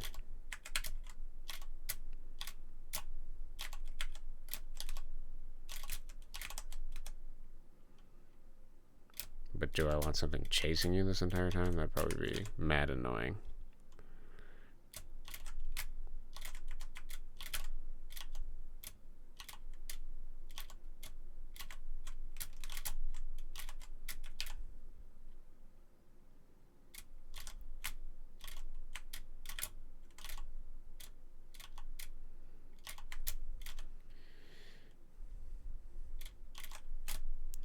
It's interesting because the ladders also, like, there's a way I could program the ladders so that you would never fall off, but I allow the player to walk off the ladder. So I was just thinking about that mechanic. I don't think I want people to be able to easily get to the max height of the ladder without sort of feeling it out.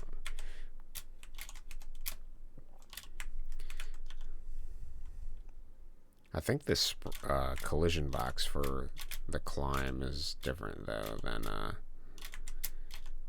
yeah, I think it's different than the actual player.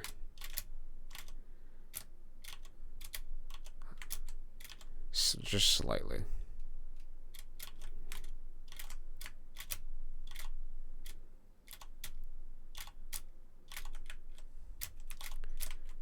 Yeah, even though climbing has been in the game for a while, there has not been a level that uses it at all. So this will potentially, when I add these levels for this update, this will be the first time anybody has ever climbed anything, which is kind of silly, kind of funny to think about.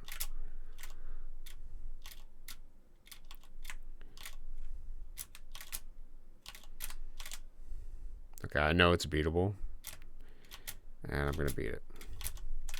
I swear, this is the one.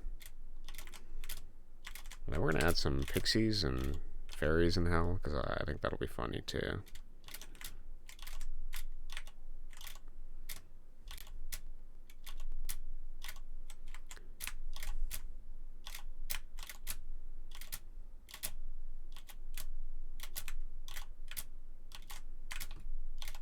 Okay, we did beat it. Sweet. Okay, just need to do it at least once. Make sure it's possible. All right, that's great. We can come back to that. What do I want to do next? How much time do I got on my timer before I gotta go spread salt? 30 minutes? Okay. Let's do the text warning. What do I want to say to the player? So they're going to be going back and forth.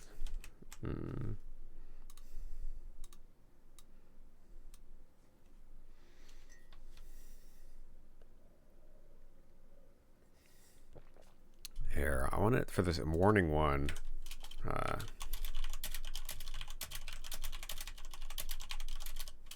you sure you want to keep doing that?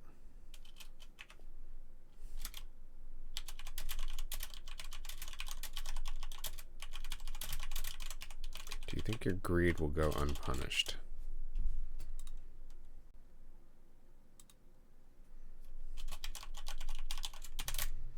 Are you sure you want to keep doing that? Do you think your greed will go unpunished?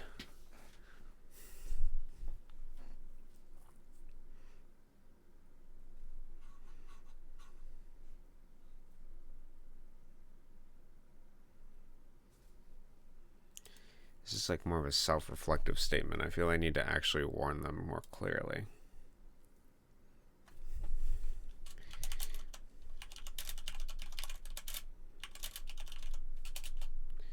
If you continue,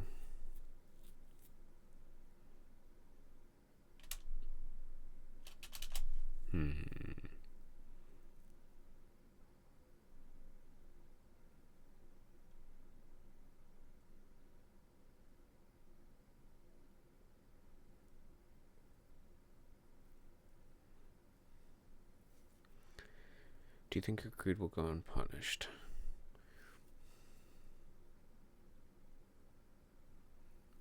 I'm reminded of the line from the poem, "Fools who persist in their folly will become wise," for some reason. Even though I know that isn't the entire intent of that poem. It is often misinterpreted as that line. Fools who persist in their folly will eventually become wise. I think your greed will go unpunished.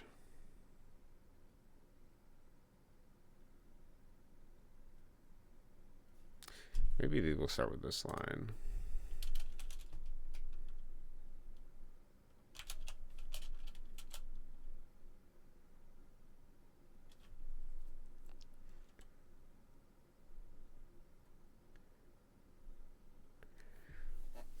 What would I say to a player that is abusing a mechanic that I am aware of?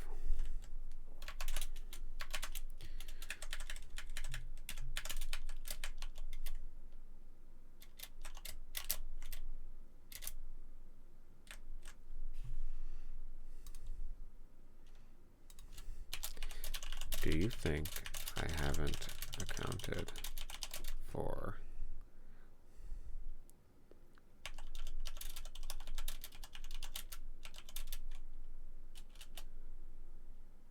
Do you think I haven't accounted for what seems like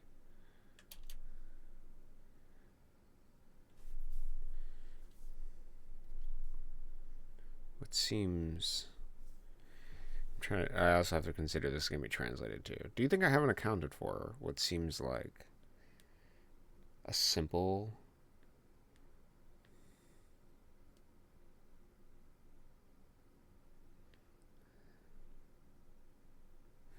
for what seems like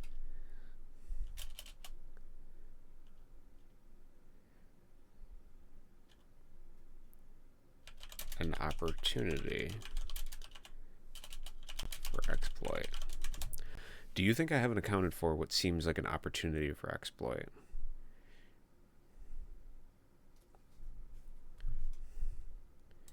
Do you think your greed will go unpunished?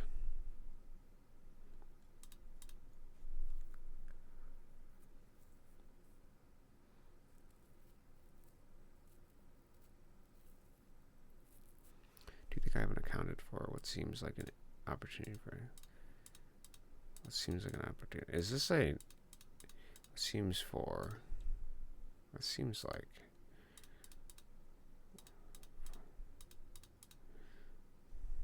I don't know how well that's gonna translate. Do you think I haven't accounted for maybe this opportunity for exploit? Because what seems like is a really weird turn of phrase. I might change that in the translation when I'm putting it into Google Translate. Do you think I haven't accounted for? Maybe it's in a positive phrase. Maybe that's why it's really strange. Do you think I haven't accounted for what seems like an opportunity for exploit? Yeah, it's probably in a positive. That's why I'm getting confused.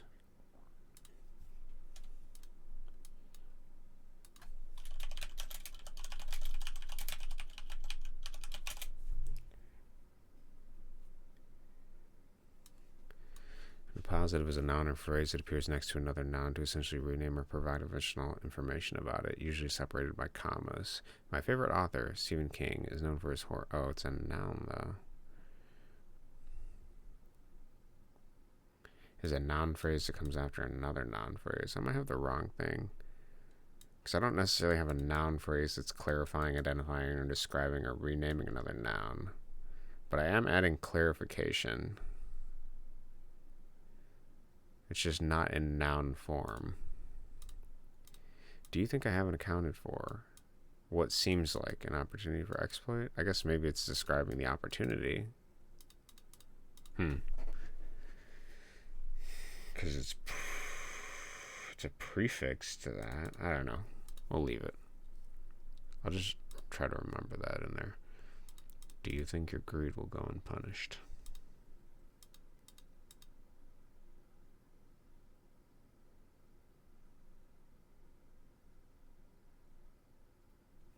Maybe I'll do. This is your last chance.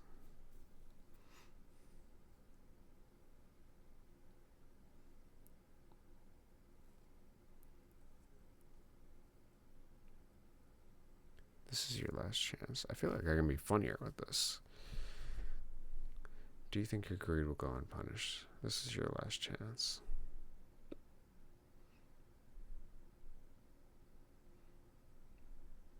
Oh, actually, you know what would be a really funny addition to this level now that I think about it? So we are punishing greed, right? Why don't I just use the unmoney that I have in the House of Burden? Unmoney? Unmoney? Yeah, let's use the unmoney. That's really funny, actually. Okay, so hold on. Do these have gravity always? Oh, they have random HP too. Okay.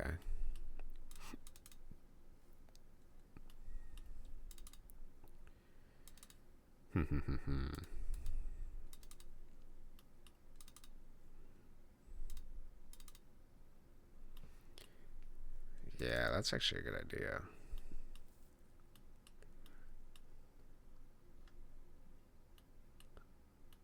Dude, that's hilarious. I like that. We got to do something different, though.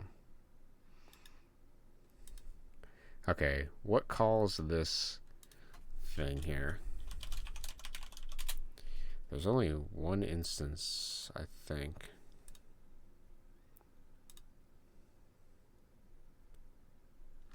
Well, here, let's do... I think it's just the corporate demon. Oh, and these guys. Okay.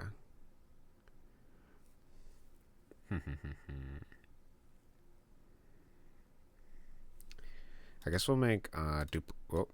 I didn't mean to favorite that. Unfavorite. Let's duplicate this. And let's name it unmoney static. And then we're going to put this in hell. Because that's actually pretty funny. So what unmoney is in the level, the House of Burden, the corporate demon is tossing like debt essentially. And when you collect that money, if you collect it, it actually subtracts from your total, which is pretty funny. Except you don't necessarily get to see that effect anymore because the fire is what's burning up the money. But it'll actually work pretty good here because it's supposed to be like an effect to like increase your debt essentially of the house. I gotta survive long enough for you to see it. But you'll see the number of the cost of the house goes up. So the idea of like you're being punished and being put in hell while also having the opportunity, I say opportunity, to collect this money is really funny. Because this will just subtract from your money straight up. So I don't want it to have any platformer variables. What does alarm do? Oh, can be picked up. Okay, it has a second wait. Okay, interesting. Gravity on equals true. Gravity on equals true. I guess we can turn this to false. Okay. I really don't think we need these. 0. Yeah, I don't think that's necessary.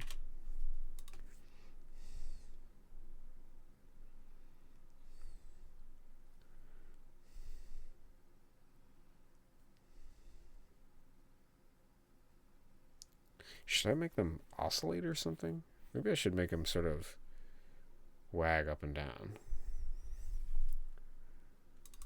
Where's the... Is it in the center?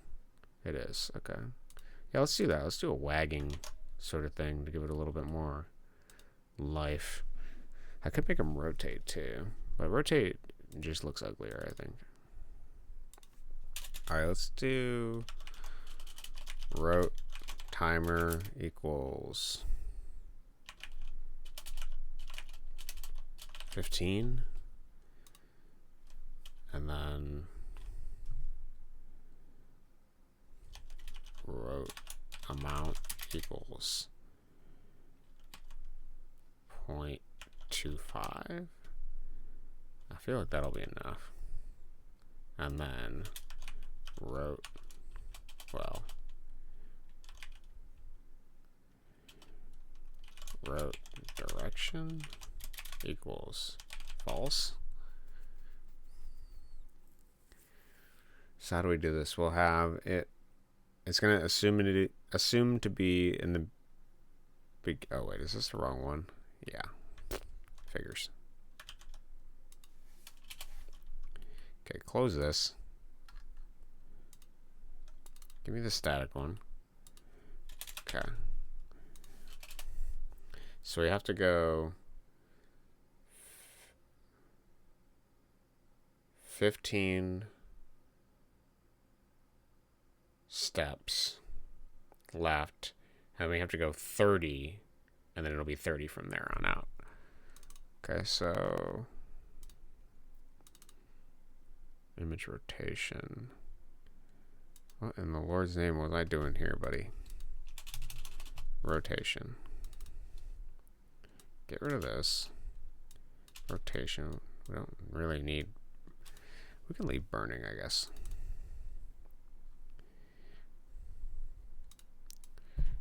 Power 0.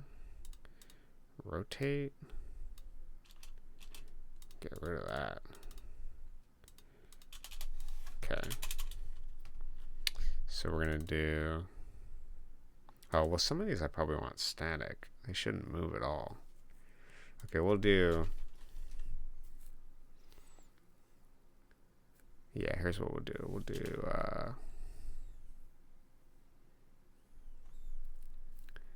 Curious thoughts. Do I want them just strictly static? How do I determine if they're floating? I could do a collision check. Yeah, I guess that's what we'll do. We'll do something weird. So what I'm going to do is I'm going to do if place meeting x, y, par solid. So if you're meeting the ground,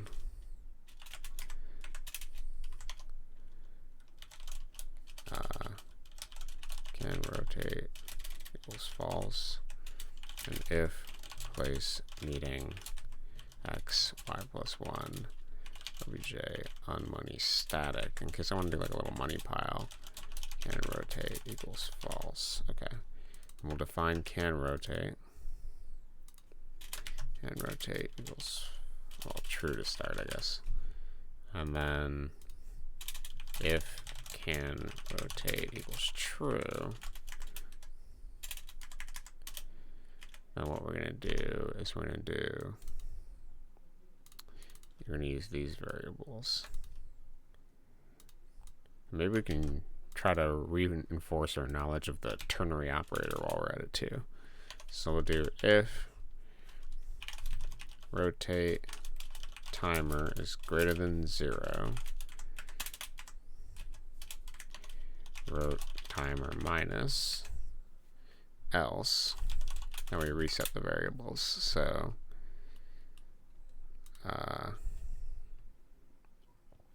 yeah, so what we're going to do is we're going to do rotation plus equals, and then this is the ternary operator. Let's see if we remember how to use it. So we have, it's going to be rot amount multiplied by rot direction, and then this is the ternary operator, and then it's going to be 1, and I think it's a colon, and then a -1. Did I use that correctly? I think I did. Where was the other ternary operator? It was in here, right? So shaker equals, yeah, okay. I think I did it right. So it should adjust the rotation value based on the rotation amount, based on the direction we're rotating. And we technically are going to do a positive number, so that means it starts here. It's going to go counterclockwise for whatever reason, because that's how GameMaker does it. And then we're going to decrement the rotation timer. And then once the timer is done, we need to set rotation timer. Morning, Hammer. How are you? Rotation timer 2. I'm learning about ternary operators while trying to make hell, basically. Rotation timer equals,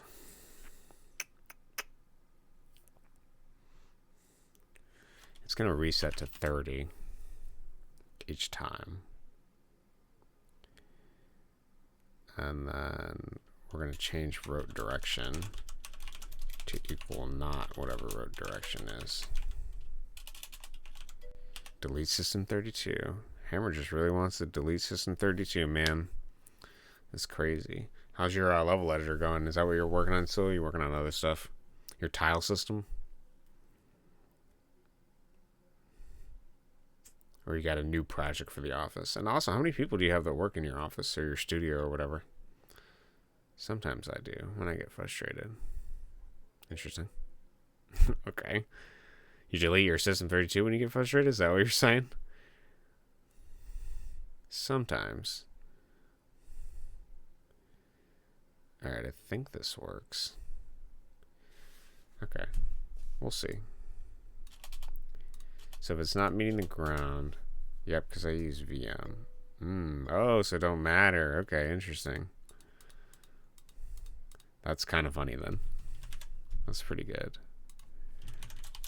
Don't rotate if on ground.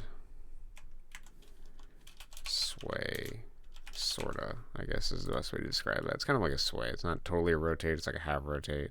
One click to revert the system back. That's awesome. What do you even use virtual machines for? Just to test stuff or what?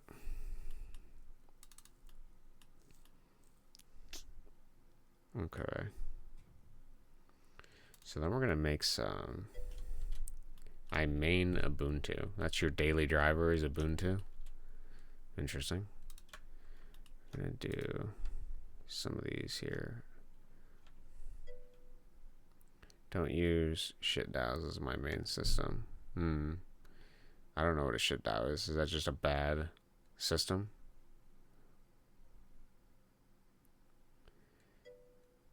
It's prone to viruses. Interesting.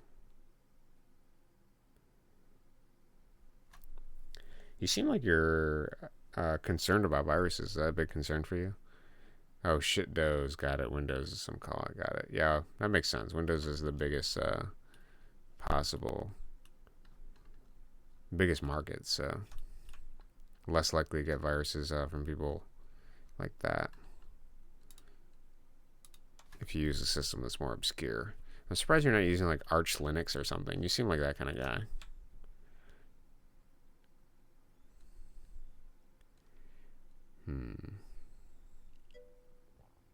I have my VMs locked down.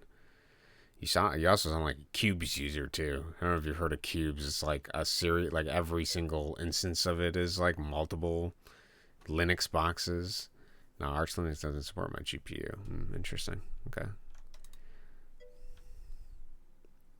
I used to use. Dude, did you seriously? No way. Cubes main.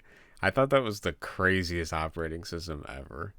I was like, that is really crazy.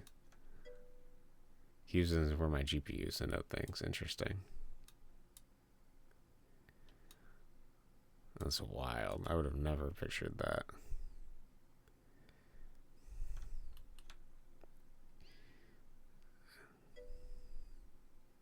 No GPU acceleration. Interesting.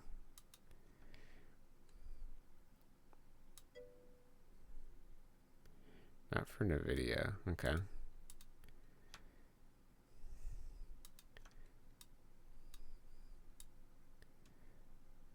How do I turn off this snap? What is...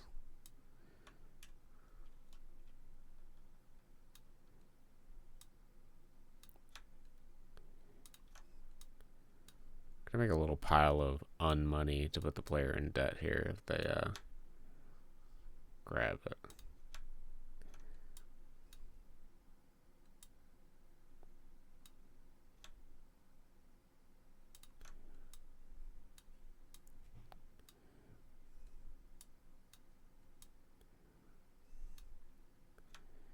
Might put one down here too.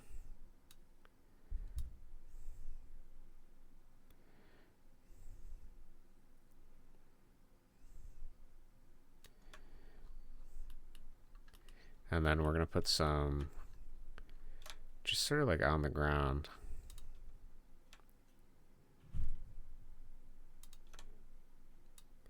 Oh, that's not what I wanted.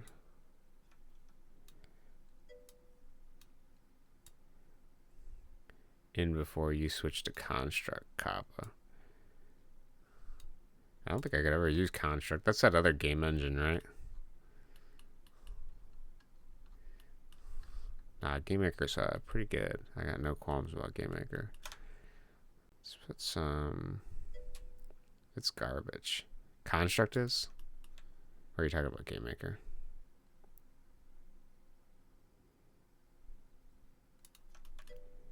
Construct, I mean, yeah. Yeah, I haven't used... I feel like they wanted in my college us to make a game in Construct. I think I did at some point. I don't remember. Put that there.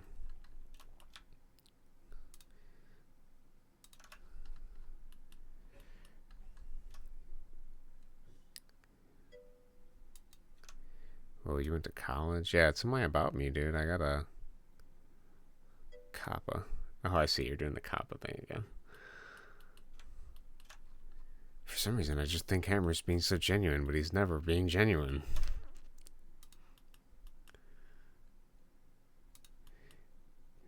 Yeah, honestly, college did help me with realizing I could do programming, which I'm very thankful of.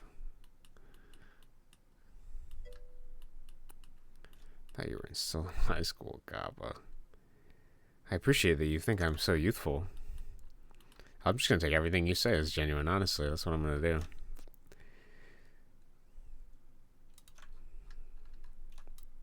What do I do here?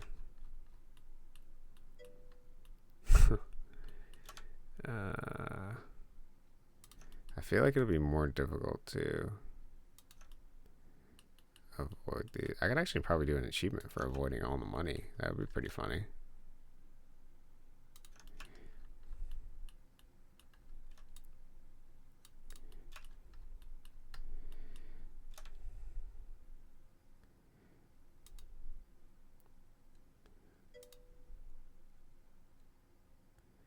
You should really do dev streams again. Or you should really do dev streams again. Yeah, why not, dude? Is there something holding you back? You did one a while ago.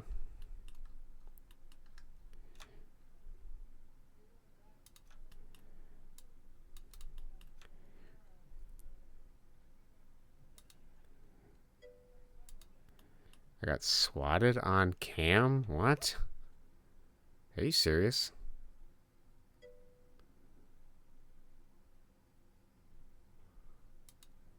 How'd you get swatted on cam, bro? That's crazy. Swatted on cam. Was that like years ago or something? That's fucking wild and awful. Florida is a public record state.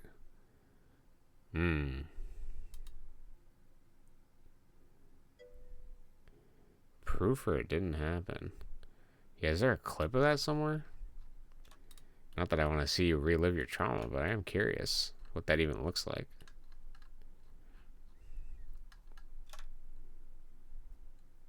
Proof or it didn't happen. I'm not sending my proof it happened, okay. Yeah, so what do they do? Look up the public record of your like company or something and then use that to get the thing? It was very PTSD. Yeah, I can imagine that'd be pretty terrible. That sucks to hear that.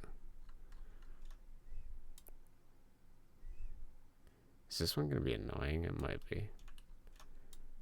I'll put it over here.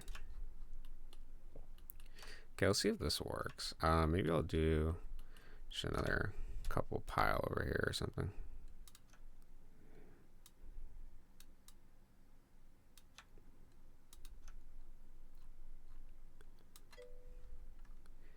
There's a neighbor who lost their life because their grandson got swatted. There was a neighbor. You mean like your neighbor? My cops are bad cops. Oh, okay. Interesting. Yeah, that does sound terrible.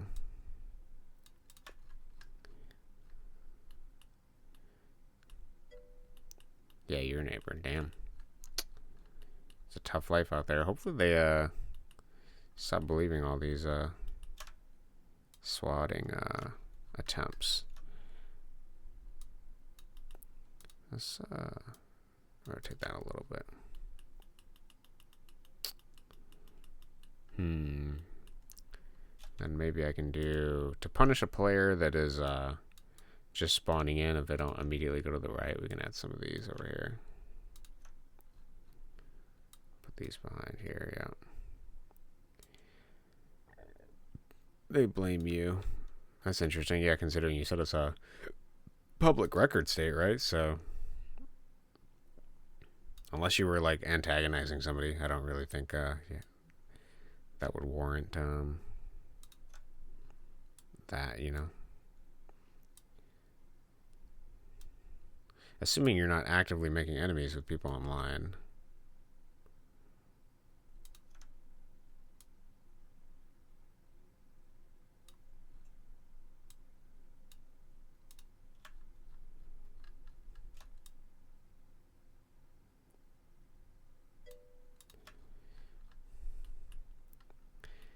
Good on memory lane. No, I don't antagonize anyone. I released an update people didn't like, and that was my result. Was it for Sordia, dude? Or was it for something else? Nah, dude, it doesn't matter. We're not really doing... I'm just placing negative money here, so... It don't matter to me. Bang Howdy, really? How many people did you have even playing Bang Howdy?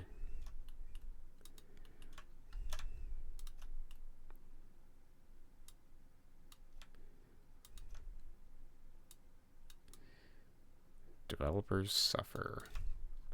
The price of art.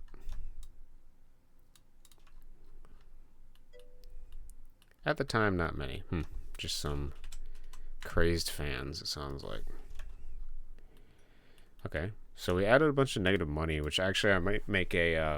I'm going to test it, see how difficult it is. Dude, greetings and salutations to you too, Mac. How are you doing today? Hello. Yeah, nice to see you, man. I have to go spread salt for the snow in like 10 minutes, so I may be back. I'm not sure. So this will be a slightly short stream for me today. I may be back, though. We'll see. But how are you? How's your day going?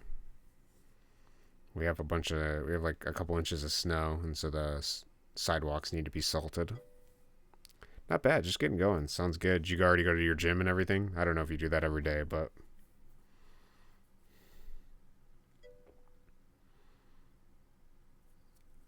in your augmented reality keyboard. Yeah, I'll try that out, Hammer. Thanks. I'll do that right after the stream. No gym today, rest day. Oh, that's nice. Yeah, I'm probably gonna I'll end stream shortly. I'll stretch and then exercise a little bit, and then I'll go outside and spread salt by hand. And we'll go from there. Okay, so if you collect this, it's a negative. Okay, so you gotta...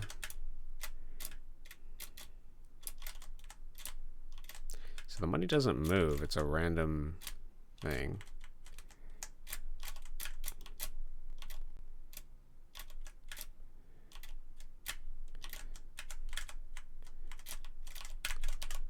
I was gonna say, is it possible to avoid every...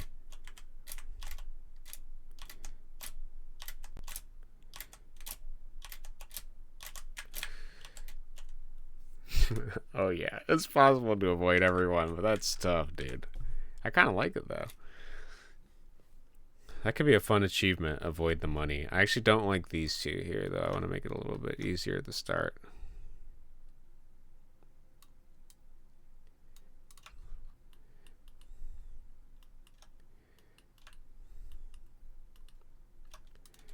And then they're not swaying for some reason. So if meeting can rotate, if meeting can rotate, timer, rotate, rotation plus equals rotation amount. Oh, dude, you know what I learned today, Mac? I learned about ternary operators. I was trying to see if there's a way to do, I'm sure you know what these are, but I just thought they were awesome. I basically had a thing that was determining the shake, whether it was true or false.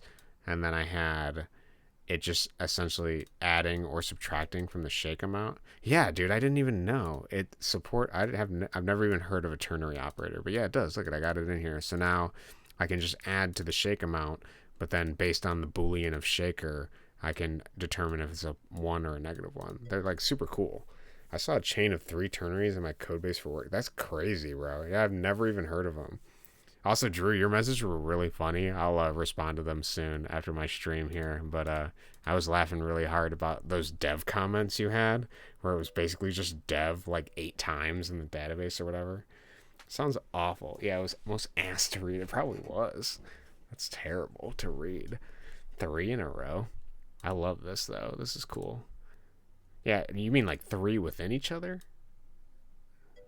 That's crazy. That'll be good. That's a good idea, Hammer. Hammer knows how to program. It was so bad. Read it for Mac. He will find it funny. Oh, here, yeah, I'll pull it up. I think Mac will find it really hilarious. And yeah, I'll just respond to it on stream. So you're like, LMAO, I was troubleshooting an error for like 3 hours, even asked my team and no one replied. It was all created because one PR, and get this, all PRs require a few things in order to be valid: a change description and a how this was tested. This PR had no change description, no how it was tested. So here's the comment history. Initial commit, dev, dev, dev, dev. Then it gets a fucking 34% in Sonar Cube, which is a code coverage check, which ensures that it was tested and everything is working as intended. We don't merge anything less than 90 usually. The best part about it is that my manager said merging as a PR creator will be, I don't know what OOO means, for 2 weeks, and we can continue working on the change. So it wasn't even done. That's absolutely hilarious. That is really funny to me. Yeah, I don't know what OOO is. Oh, out of office. Okay, they'll be out of the office for 2 weeks. That's great. So they just committed a bunch of stuff. It only got a 34% check, and then they're like, I'm leaving for 2 weeks. And just, like, that's a full send. That's terrible. That's amazing, but also terrible. And then this I thought was really interesting. I don't know how I feel about it. Because you said this, they changed how blocking an attack with multiple defenders works. Before, the defender got to decide who took the brunt of the damage. Now the attacker gets to decide, which is odd. Yeah, this is a no valid commit history, has no notes on it, and the maintainer left for vacation. I'm gonna merge this. Yeah, that's a terrible ideology for merging something. Absolutely awful. Ugh. I don't know how I feel about this attacker rule change thing too, because you're right. The defender is the one initiating the defense. It defeats the purpose of having a high HP monster. Yeah, high toughness monster, unless it has defender. Even then, it doesn't really make much sense. It almost feels like they're trying to make it more like Yu-Gi-Oh! Or something. Because it's like the attacker gets to decide how to distribute the damage or something like that. Which is weird. It also breaks some mechanics of the game. So, at least you have merge requirements. Where I work only requires one approver with 0 conditions. Dude, that's insane. One approver, bro. I see Hammer sent me a var result equals 10 divided by 0. I don't know what that is, Hammer, but I appreciate whatever you're sending. Rubber stamps everywhere. Damn. Well, it sounds like Drew's doesn't even have merge requirements because they just merged it regardless. They were like, oh, yeah, this is great. 34% approval. It is an invalid operation. Oh, 10 divided by 0. Got it. Divides by 0. Okay, that makes sense. I didn't even think about it. I was just like, okay, he's just sending it. It would still work, though, I think, in GameMaker. Yeah, only when my manager deems it okay. Says the result of 10 divided by 0, yeah. Yeah, they have them. They just seem optional. Yeah, exactly. Usually the two reviewers and an improver. No, it wouldn't. No, I mean, it would store it would work as in the variable would equal undefined. I know you can't divide by 0, but it would just create an undefined variable. I don't think it would crash.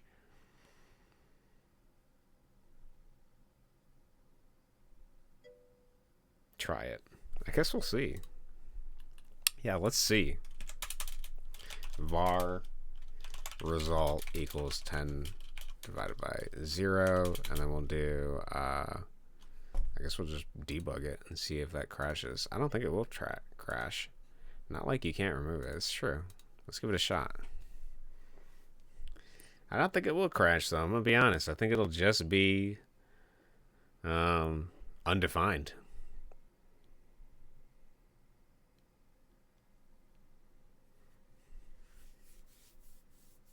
Might as well for experimentation purposes, right? In case there's a opportunity for you to divide by 0. That'd be interesting. I think that's how it does work.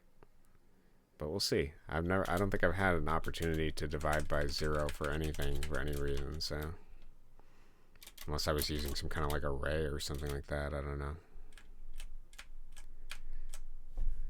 Okay, so we hit var result. And then, oh, the result is infinity. They actually have an infinity thing. That is really interesting. I did not expect that. I thought it was going to be undefined. That's really weird. So, interesting. Yeah, see? Well, it works. I mean, it works. Like the game will continue to run. It doesn't matter. Like it doesn't. That's not going to crash it at all. But it's interesting that they store infinity. I didn't think that was possible. So GML is bad at math. Yeah, because it wouldn't be infinity. It would be undefined. Yeah, the game still works. I'm just debugging it. So now we have a stored variable of infinity. Is there anything I could do with that? Don't. I think most dynamic languages don't crash when divided by zero. Yeah. Had basically a 50-50 shot to get it correct. It's true. Yeah. Is there something we could do with the number infinity stored? I feel like there's gotta be. It's basically gonna freeze the game if I use the number for anything, right? Because if I try to create like infinite fireballs, it would just never stop creating fireballs, right? So there's nothing to do with infinity. Yeah, set it as your money. No, the game would never stop, I don't think. Or it would never work from that point on. That's funny to think about. It would be funny if there was a hard cap for infinity, though. There might be, right? You know how like there's like integer overflow and they only accept a certain amount? Like how does infinity work exactly? It makes me want to try it. He has a special null value? That's true. How would we test it? Could I do like let's do repeat result. And then let's do instance create layer x. Well, we'll do room width divided by 2, room height divided by 2. And then we'll do bullets layer, and we're going to do obj fireball. What did I just have? Oh, jumping fireball. Oh lord, he's gonna fuck this game. Let's see if this works. Now, here's the question. Do we think that this is gonna create a limited number of things? Add a oh yeah, I should do that. You're right. Good idea, Drew. Plus random range. We'll do here, I'll just do random and we'll do room width divided by 4, and then we're gonna do plus random room width divided by 4. So it'll be a quarter of the room is where it'll expand outward. It assumes a 64-bit architecture. If it is an integer value, then the max unsigned should be 2 to the 60. Is that scientific notation? Okay. Assuming it's a 64-bit architecture. Okay. To the 64. I think it'll balk at the weight of creating that many things, but then I have another test I want to run after that out of curiosity. Like, could I do? Yeah. Why does it take so long to debug? I don't know. Oh, I'm actually running the Steam integration in right now, so shouldn't it just be an instant beat? No, it has to. It compiles connection to the Steamworks thing right now too. And it also writes certain chunks. Yeah, I have Steam connected again, so there's a little bit of a lag from that. And also, they are working on a new runtime right now. I'm using GameMaker Studio 2 virtual machine, but they're working on their own GameMaker runtime, which I think will be faster. We'll see. All right, let's see if this works.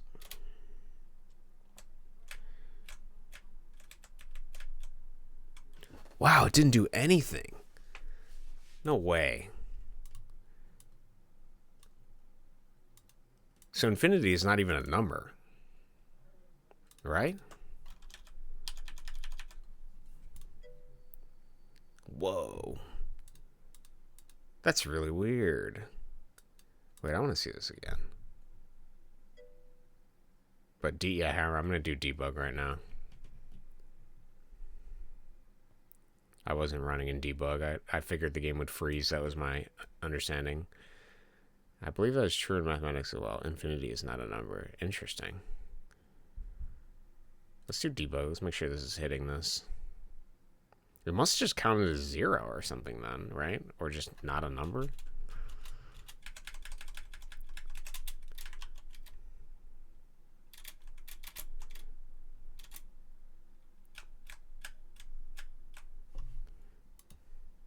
It's not even hitting it. It doesn't even go through that. It just skips it. It doesn't even run it once. Interesting. Oh, I learned multiple new things. I learned ternary operators and infinity. Yeah, it's ignoring it. That's really strange. I was hoping it would be like the max seb, like the max thing, because then I wanted to do like it divided by like a big number and see if we can get it to actually use infinity as a baseline and then only run it like, divided by a certain number. I think that would have been really funny. But no, it just skips it. It doesn't even consider it a thing. Do like random on like max integer. Random on like max integer. What do you mean? Like instead of using repeat, do it like I random times or something? So like you're trying to say I should do 2, that is the max. Oh, you want to see me repeat this on the max integer? Is that what you're saying?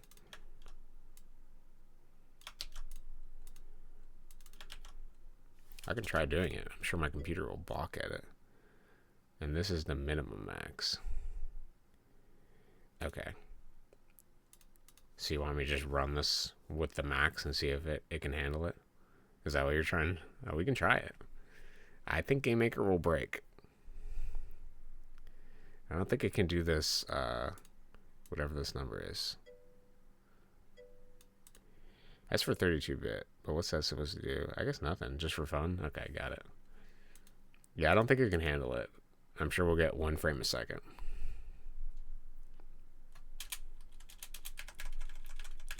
I think the max I could probably do is like a couple thousand objects before the game starts to really destroy itself. Yeah, I want to see the frame. Yeah, there's nothing. I'm pretty sure it just won't even run. Like I could do. Look, I can't even close the game. Rip you. Yeah. Luckily we have this button here. But I bet if I did something like 2,000, it would work. GameMaker's pretty good. Shimano Infinity uses IEEE 752 2019 specification. I don't know what that means, but that's interesting. 752 2019 specification. What does that mean? Does that clarify it as like not a number or something, and that's why it's skipping the repeat function? Because GML, I believe, is just a derivative of C++ anyways, so it should probably take most of its stuff from C++. Yeah, basically. Look at that. That actually is a really cool effect. I think I can beat the level still, I'm gonna be honest. I think I can beat the level. Because theoretically, it's a lava effect. Yeah, it's kind of a cool waterfall. I can technically beat the level because the game should speed up because as these exit the room height, there'll be less and less of them. The lag, though. Yeah, dude, the lag.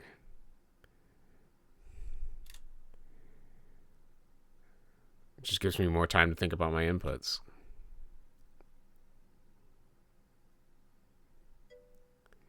You should add something like that on level, but not laggy. Yeah, I should do some kind of thing like that. I probably wouldn't even need that many fireballs to make the same effect.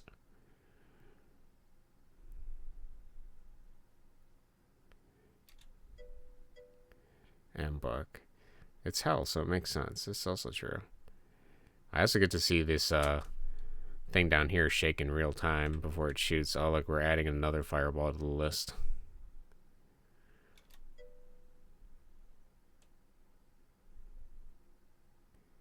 Lag machine? Yeah, we're testing infinity. That's what we're trying to do here. Because GameMaker handles infinity interestingly, and then I was like, well, I wonder what the capacity for instances is. And I think I can do about 2,000 with it, and it's still relatively playable. It's a firefall. Yeah, that's exactly what it is. I feel my frame's getting faster.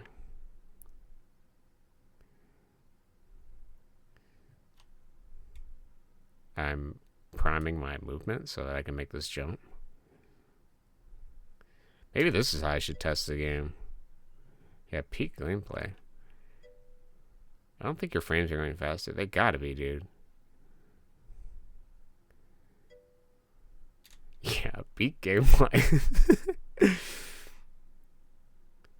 This is how I should test the game if I want to test animations, because I can see everything happen frame by frame without having to have the debug pop up every time.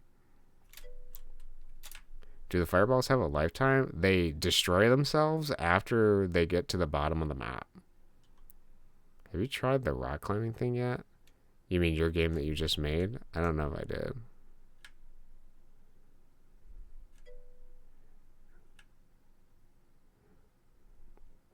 Alright, we only have 6 frames before this ladder breaks. Oh, I fucked up. Can I save this?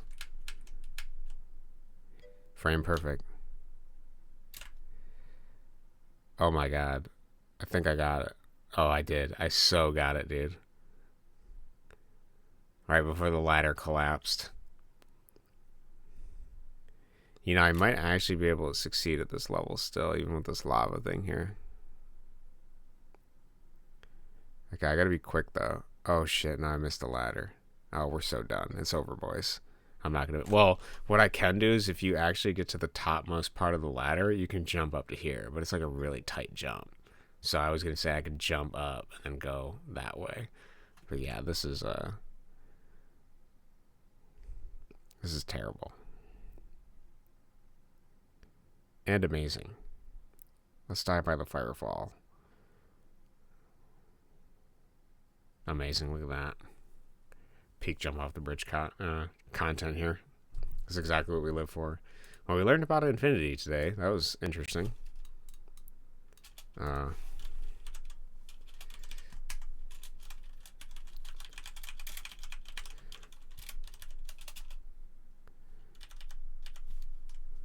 Perfect. Beautiful. I appreciate that little affinity. Well, he's keeping the code. Why not? It's a fun little thing I can look at later. I'm not going to leave it in there because I know at some point Game Maker is going to like update how Infinity works in some like beta version and it's going to completely break. And I'm going to be like, why is this happening? But I'll keep it commented out.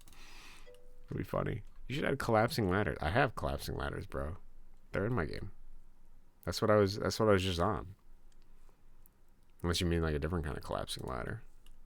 Okay. The code I gave Cody will forever be a part of the game. It's true. I think I also have.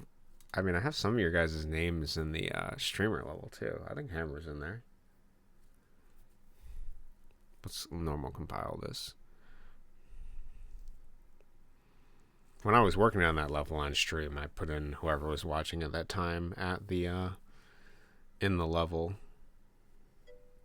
Yeah, I'm pretty sure you're in there, I think. I don't know. I'll check. Yeah, I had some people in here. It was whoever was watching me at the time. I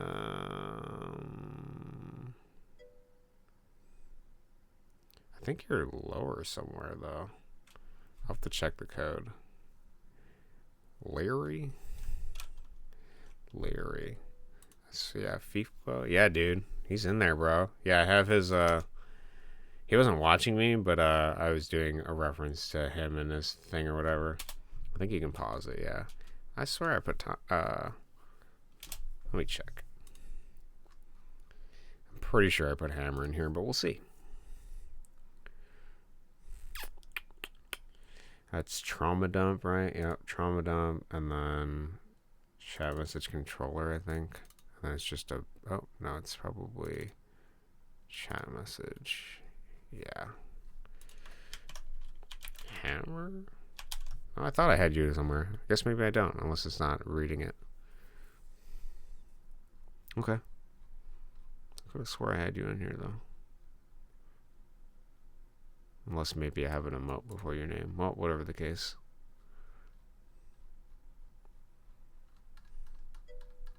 Yeah, still a cool level. Thank you. Yeah, I appreciate it. Yeah, it turned out really nice. I really do like the level. I think it's pretty good. And me. I don't know if you were watching at that time, Addo. I'm not sure if you're in here. I know Thomas is in here. Oh, we have a crash for some reason. That's good. Nice. Compile. Okay. Real nice. I don't know. I can look at amending some of the names in a bit, but the only reason I don't want to amend any of the names for the level is because it actually changes the spacing of like where things are. It was just idle sometimes when I'm here with you when you do stream. Sweet. Yeah, I do. I have noticed sometimes when I look at the end of stream, people are here and stuff like that. Yeah, no, dude. Yeah, I'm not gonna touch it that much. I don't need it. I appreciate it, Hammer.